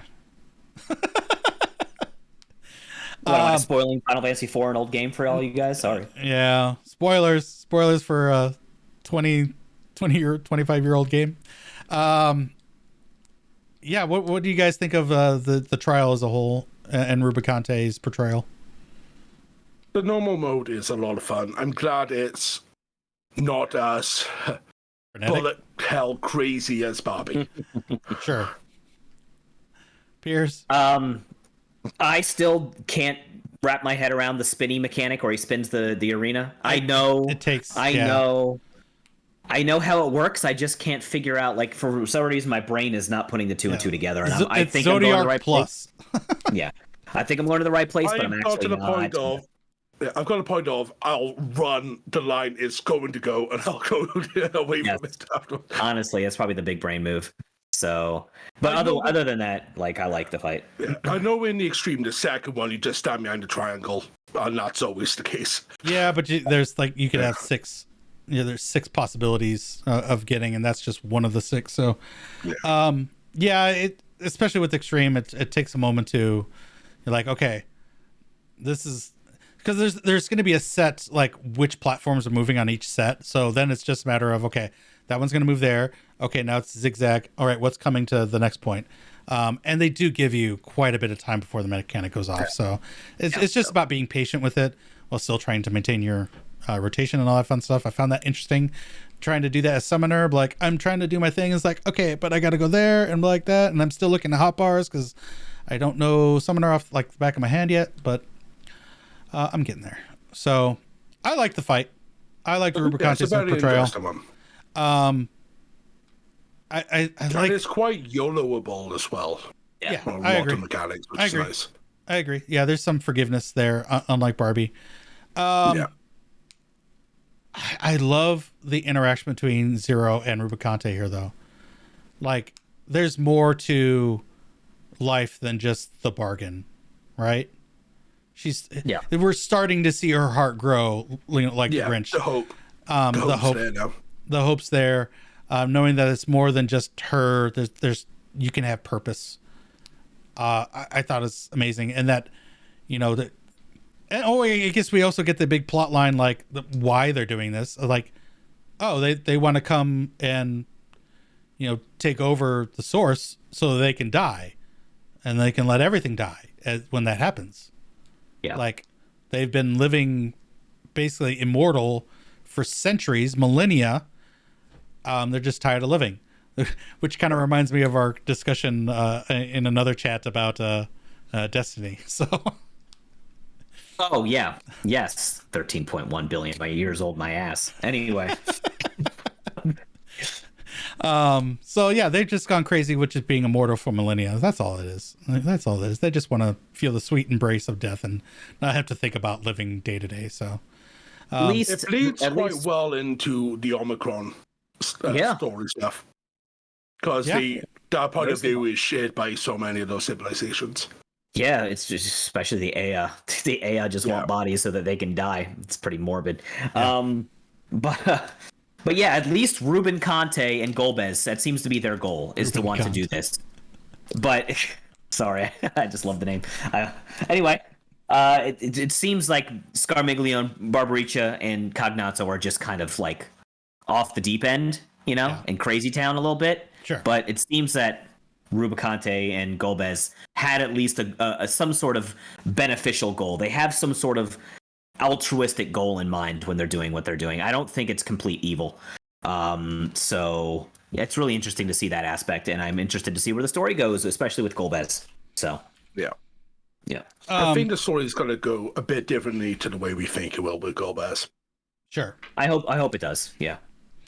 One last thought on the trial, though. What did we think of Forged in Crimson? The song. You mean the song? Yeah. Really? I think it's. When I first heard it, I was like, "Oh, are they just going to do Barbaricha again?" And I was like, "That's really bold of them to do that." But that's fine. And then I started to hear like the singing in it, and I was like, "Oh man, this is kind of." It was kind of. It was Four Fiends boss music, but it was kind of like oh my god, what's his name? Big ant dude. Ravana feels to it. Yeah, it had Ravana feels to it, like that kind of guttural metal to it. It's like primal. Very primal, very very awesome. I loved it. Forza Crimson was sick. Yeah. One of the things that's sort of disappointing is we won't get a third Archery fight, because I just remembered that all of our weapons are a different remix of the theme of Ultima. Yes. Okay. Yeah. Yep. Yeah. Because we had Big Fat Tacos into a symphonic Big Fat Tacos to Cloud Deck chill as hell tacos. Well, Emerald Weapon had what? Black Wolf's Prowl or something. Yeah, I can't remember, but whatever that. Yeah, that song is so second badass. phase. Second phase is something different. Emerald Weapon, so badass. Emerald Weapon. I'm gonna look this up because I know it's Black Wolf something. The Black Wolf Stalks or something. Black Wolf Stalks. That's it. You got it. Yeah, that music's sick. I like writing my Emerald Guiber just for that song. Yeah, it's super awesome. Good. Yeah, after that, that pretty much wraps up the MSQ. We do get to see our boy Golbez up on the 13th moon. Apparently, that's where he's been all up. Not on the 13th. One big plot point. Okay, go ahead. If I missed something. Our gate is now broke to the void. Oh, yes. So that was the objective. That was our gambit. Cognazzo was the distraction. He said his mission was a success. He absolutely meant it. That gave time for Rubicante to come over and stealthily go over to our void gate and shut that bitch down. So we have right now no way to get to the void. My speculation, though, is that we kind of do have a way. We know that the aether is thin between our worlds and Lapis Manalis. That's how they got over. I have a feeling that we're going to make use of that instance again. I don't. To get back over. Because you're forgetting one other plot point we need to do. What's that? Golbez is on the moon. This is true. On the moon. Do we know he's on the moon? Do they know he's on the moon? You think we're going to use some Zodiac power, huh? We did get told that he was on the moon somewhere. We sure? Yeah. I guess the only person that would tell us would be Gruber Conte, and I don't remember him telling us that. It's got to be Ruben Conte. I don't know. Jesus. Anytime to get that shot in. Anyways, yes, Golbez is on the moon. I don't remember if we actually, the characters know that, but he is on the moon in the same hole as Zodiac. Just mirrored. I thought that was awesome.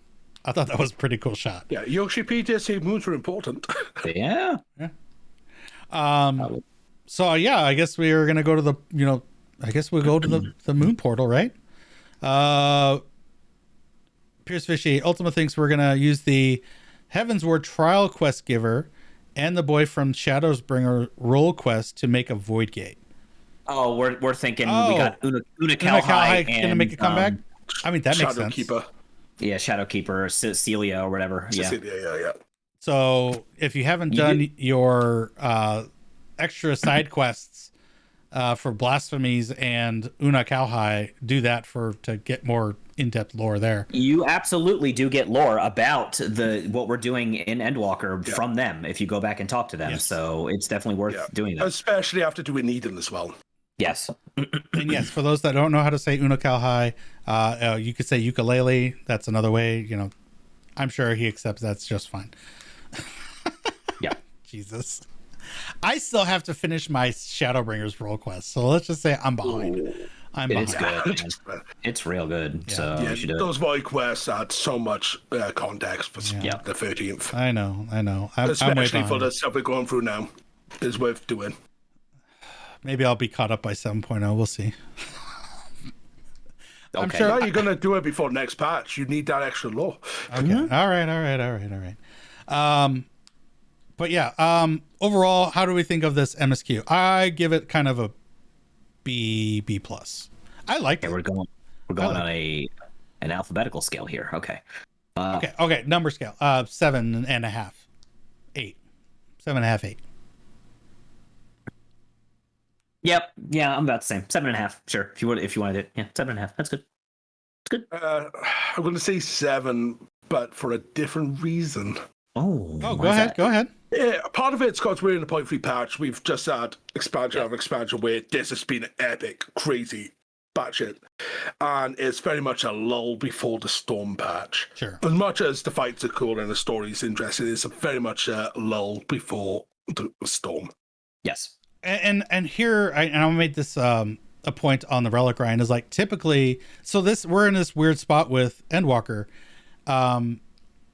where we're from 6.1 to 6.5 is the build up to the next expansion, where typically our 0.3 patch is the end of the expansion, like a big ending. Like we had Nidhogg for Heavensward, we had Tsukiyomi for Stormblood, and then Warrior of Light for Shadowbringers. So we're kind of in uncharted territory where we're taking 5 patches. Time around.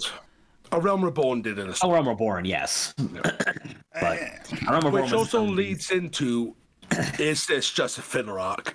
And we're going to just be done with the next patch. And then 0.5 and 5.5 will be brand new, setting up the expansion.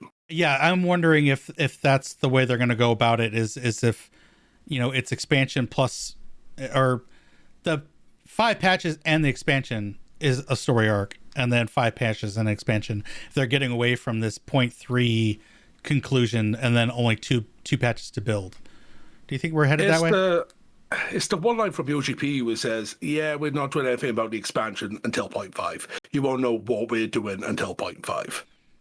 Okay, so this is this Golbez stuff is just these extra 5 patches, stuff on the side. These 5 patches are the story, and then we're going to go back to expansion and then 3 patches to wrap it up. Could do. They could. I guess this really is uncharted territory, right? I guess we don't really know what's going to happen. Yeah. My prediction is we're finishing this in 0.4. You think we're going to finish in 0.4? I don't think it survives into 6.0. I don't know what we're going to do with the 13th. I don't know if the 13th is going to get completely wrapped up next patch. I don't think the 13th is going to get wrapped up. I think Golbez, just the Golbez thing. The Golbez will. I think we got a Shadow Dragon or Azdaja under Golbez's control. I've got more thoughts on that now after talking to you two. And then I think 0.5 is Golbez, and that wraps it up. And then we move on to Mericidia to bring Azdaja home to rest, recuperate. Okay. That sound good? Or what do you guys think or speculate? For me, after talking to you, when I said we've had this flip between Zero and Vishan, I'm actually wondering if Vitra's going to give in to despair next time we're in the void. We have a Vitra fight? And he becomes a Shadow Dragon. I think he still has a long way to go before... He's depressing. He's, I kind of like it. He went for years of depression. We give him a slimmer of hope, and it's fast becoming ripped away from him. And that's, from that's when you see people dive. If it's that, he has to be the 0.5 then. Like Golbez would have to be 0.4. Something we find out Azdaja's corrupted / no longer recoverable. She's going to die. He goes in despair, becomes a Shadow Dragon, and becomes our 0.5 boss. Which then leads us to Mericidia. Yeah, there's always the chance as well that in 6-4 our trial will be Golbez in the dungeon, then the trial will be Golbez merging with Azdaja to become Zeramus, and I'll be the trial. I think Zeramus is coming in somewhere. I feel like I think we've... I don't know if you managed to catch State of the Realm this week. I have not. No. It's worth listening to Pyro's thoughts on the parallels between 4 that we've been getting and how the certain events could have already happened just out of place. Mm-hmm. Because the old Zeramus thing is the corruption, isn't it? Yes. Whereas we've already had a corruption in Zero pre-birth, so it's like a reverse Zeramus in that way. Oh yeah. It's interesting. So we've there's a lot of parallels we've already had. One of the other theories is Golbez is Zero's father, since we've not heard anything about the father at all. But she recognizes the name, but doesn't know where. Because trying to think, it was a case of Golbez could actually be Cecil that's being corrupted, and because they have the daughter in the after years, which Cecilia or something name was. Cecil has a son in the after years, and his name is it's like I feel bad because I'm a huge 4 fan, but I never played After Years. Apparently the after years are not worth playing, dude. Unless you want a lot more of 4, that takes even longer. It's Theodore Harvey. It's a fun name, but yeah, I could definitely see that. If Zero is like the stand-in for Theodore, I could see it. Interesting. So you think that Golbez and Zero are related? It's a possibility, is what we're saying. It's definitely possible. Yeah. This right. I mean, what if Zero is the stand-in for Cecil? What if they're brother sister? There's a chance she did have a shield and a sword. Sister. But I mean, but he was born first, so he's more corrupted. That's why he is the way he is. Where she was still in the womb when it all went down. I could see that too. Yeah, there's a lot of things they could do. Yeah. We know that they love their nerdy references. And of course, as Piers Fishy in chat says, it could be something cataclysmic from left field that we just don't know about. To set things up for 7.0. So we'll see. We got 2 more patches. Actually, I feel like 2.5 patches, because they always do extra for 5 point for our 0.55 patch. So we will find out, and I'm all here for it. And like Yoshi P leading the way for the next 9-10 years, I'm on board. So let's go. We're gonna try to wrap things up here. I have not done the post MSQ quest with the Hecht Eyes. I still need to do that. Oh my god! No wonder you didn't get them out of deal, bro. Yeah, my guy. I stayed up till 5 o'clock last night doing that. Cognazo. I had to go to bed to be here. Cognazo, absolutely hilarious in human form. Absolutely hilarious in human form. Okay, Piers, what do you think of Cognazo? Cognazo is just that he's that typical dude who only lives for battle and wants to get his ass kicked by someone stronger than him. and so he just he's goes out. Gilgamesh? And he goes out and No, no, punches no. shit with his bare hands. Is Xenos, if he was more combat sexual and wanted to use his fists to fight everyone, whether you're weak or strong, it's like, haha, I fight you, punch. Haha, you, punch. It's like running around a Yakuza game, just punching everyone inside. The dude, That is who he is. Because he got fed up of fishing. Brief little tiny spoilers. The dude goes into combat with a fully armored guy with a greatsword, fully armored dude with a spear, with his bare hands and his like fisherman JSE, and starts punching the shit out of people. It's the greatest thing I've ever seen. Yeah. So that's Cognazo in a nutshell. All right, Rubicante. Rubicante, he lived on a mountain, had a friend, he were fire mages. Okay. They went from down a mountain when he thought he was ready with training, saved a girl, lost his friend, went back to Sand Mountain. Yeah. Okay. Basically, that's it. He and his bro were like fire mages, and then he let his fire mage friend die, and then he got super depressed about it. But then he saved the girl, and the girl appreciates him for it, and so he'll always keep that close to his heart. Yeah. So he has on that immunity mountain still. for years and years and years. He went off for one of his training expeditions, come back to a letter saying thank you. Mm-hmm. It was a memento from that day, wasn't it? It was a crystal. It was the crystal Yeah, of crystal. of her mother that he put on the guy's grave. So he felt like I never did anything good, and he had that at the end. It's probably why he stayed so honourable as he turned into a voice sent. All right. Yeah, he's definitely the one with the conscience out of all of the elemental fiends. He is the one that's actually like driven by something more than Principled. I'm a crazy battle, want to feed crazy. Yeah. Principled, has a touch of humanity left in his heart. Yeah. That's It awesome. is so good. I will definitely get that done because I did. Like I said, did also love the mountain he trains on is Mount O'Gills. Yes, literally, they call it when the Hecti is going through it. Oh, by the way, one of the Hecti friends is Cognazo's brother. Just that's fun. It was his brother, and they were fishermen buddies together. Oh, that's funny. That's funny. They've all been there to watch everything, right? So that's because the pieces of the Really Hecti good plot are device. other void scent that they've taken into themselves. So conglomeration of memories and all that stuff. So gotcha. And now they've got a new job as void scent seekers. I can't believe it. They're like, what are we gonna do with this guy? And then the dude's like, well, I guess we could use him to sniff out void scent. And then little Hecti is now like a friend. He's like a little bro. I don't know how into having a void scent as a partner the rest of the Radiant host is going to be, but whatever, who cares? He's cool. Did he form back up into one singular? Yeah, Okay. eventually, to share all the memories and experiences. But the scene when he rejoined and they've got a job reminded me of Ghostbusters and Slimer. Yes, exactly. That's it. Yes. That's hilarious, dude. Piers Fishing Chat says they are good little baby boys. They are little baby boys. Yes. All right. Let's wrap this up though. Overall patch grades. Flynn, go. Oh, it could be a good 8. A good whichever B, scale 8. you want to use. Pierce.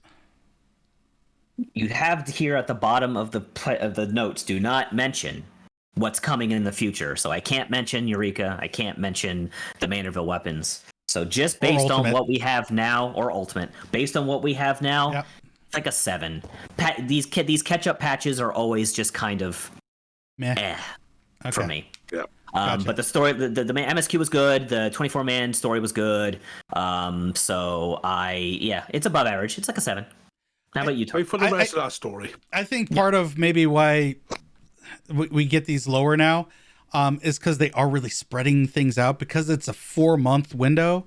They're really spreading content out. So, we got the MSQ, we got the dungeon, then we're going to have an ultimate, or we'd have, a savage raid, and then we'd have more content with the 0.5, like Manderville or Deep Dungeon or other shenanigans. So they're really spreading content out, so we're not feeling the drought as hard. But that leaves like immediate reactions lower than I think we would have had in the past. Yes. So I am kind of with you. I'm going to put it at a 7. We'd like to hear from you, chat, though.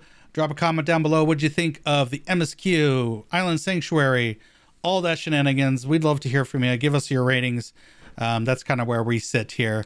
But with us wrapping up here, We're gonna say goodbye here, and thank you guys for spending 3 hours with me here, talking about the patch. I know. Happy to stay longer because I would have. If we had more time, I'd throw one question at both of you. Go for it.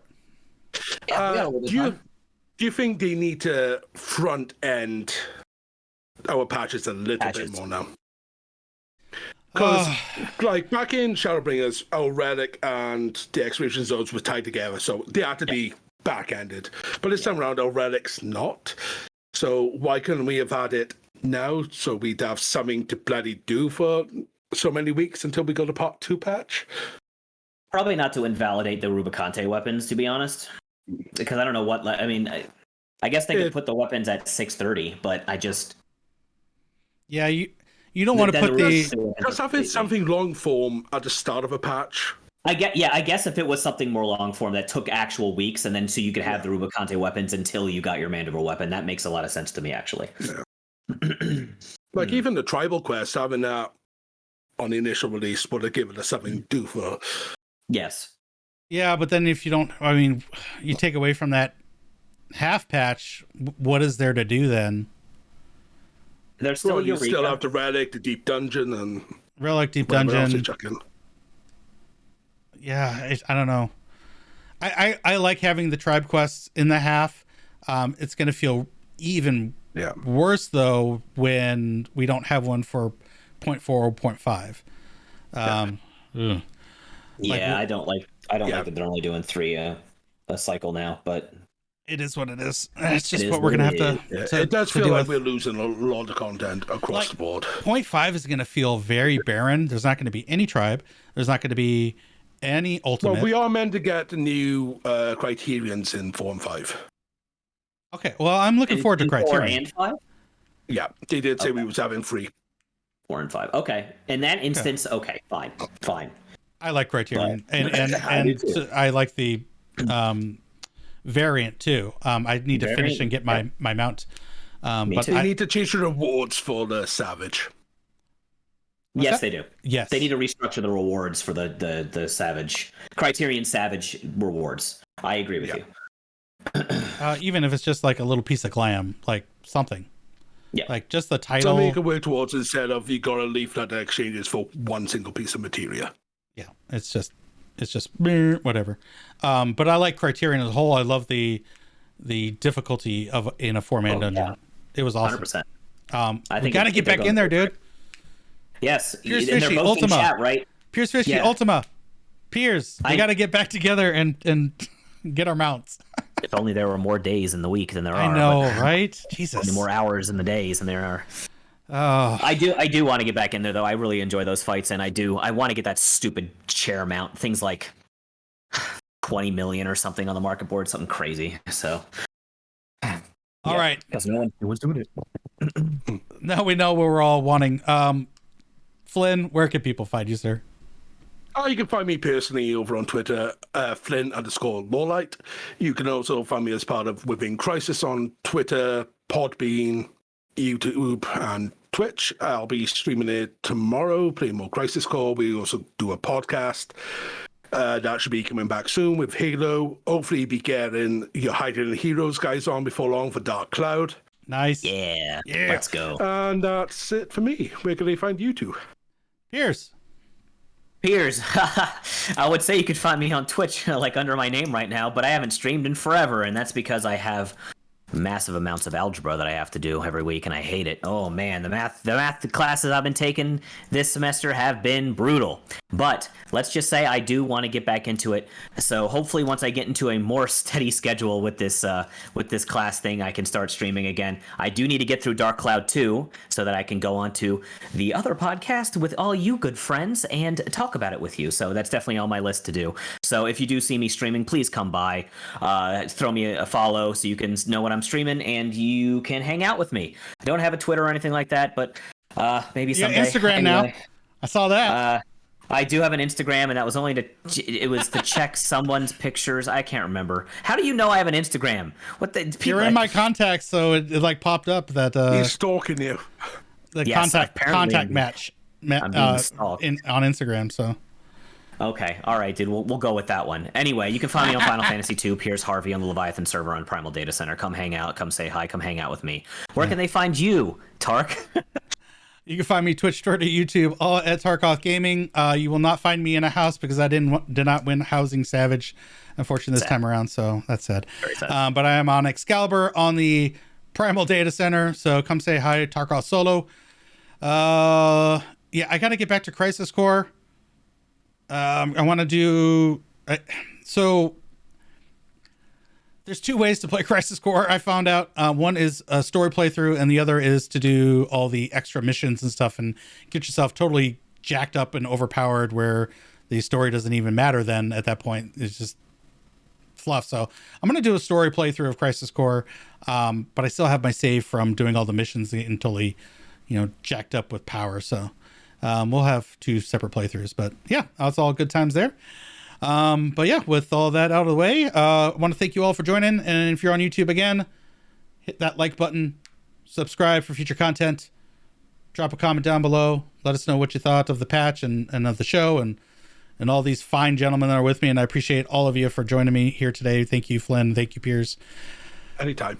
Absolutely. But until next time, y'all take care of yourselves. Stay safe. And remember, Master Control oversees all on the grid. End of line. Peace, guys. See ya.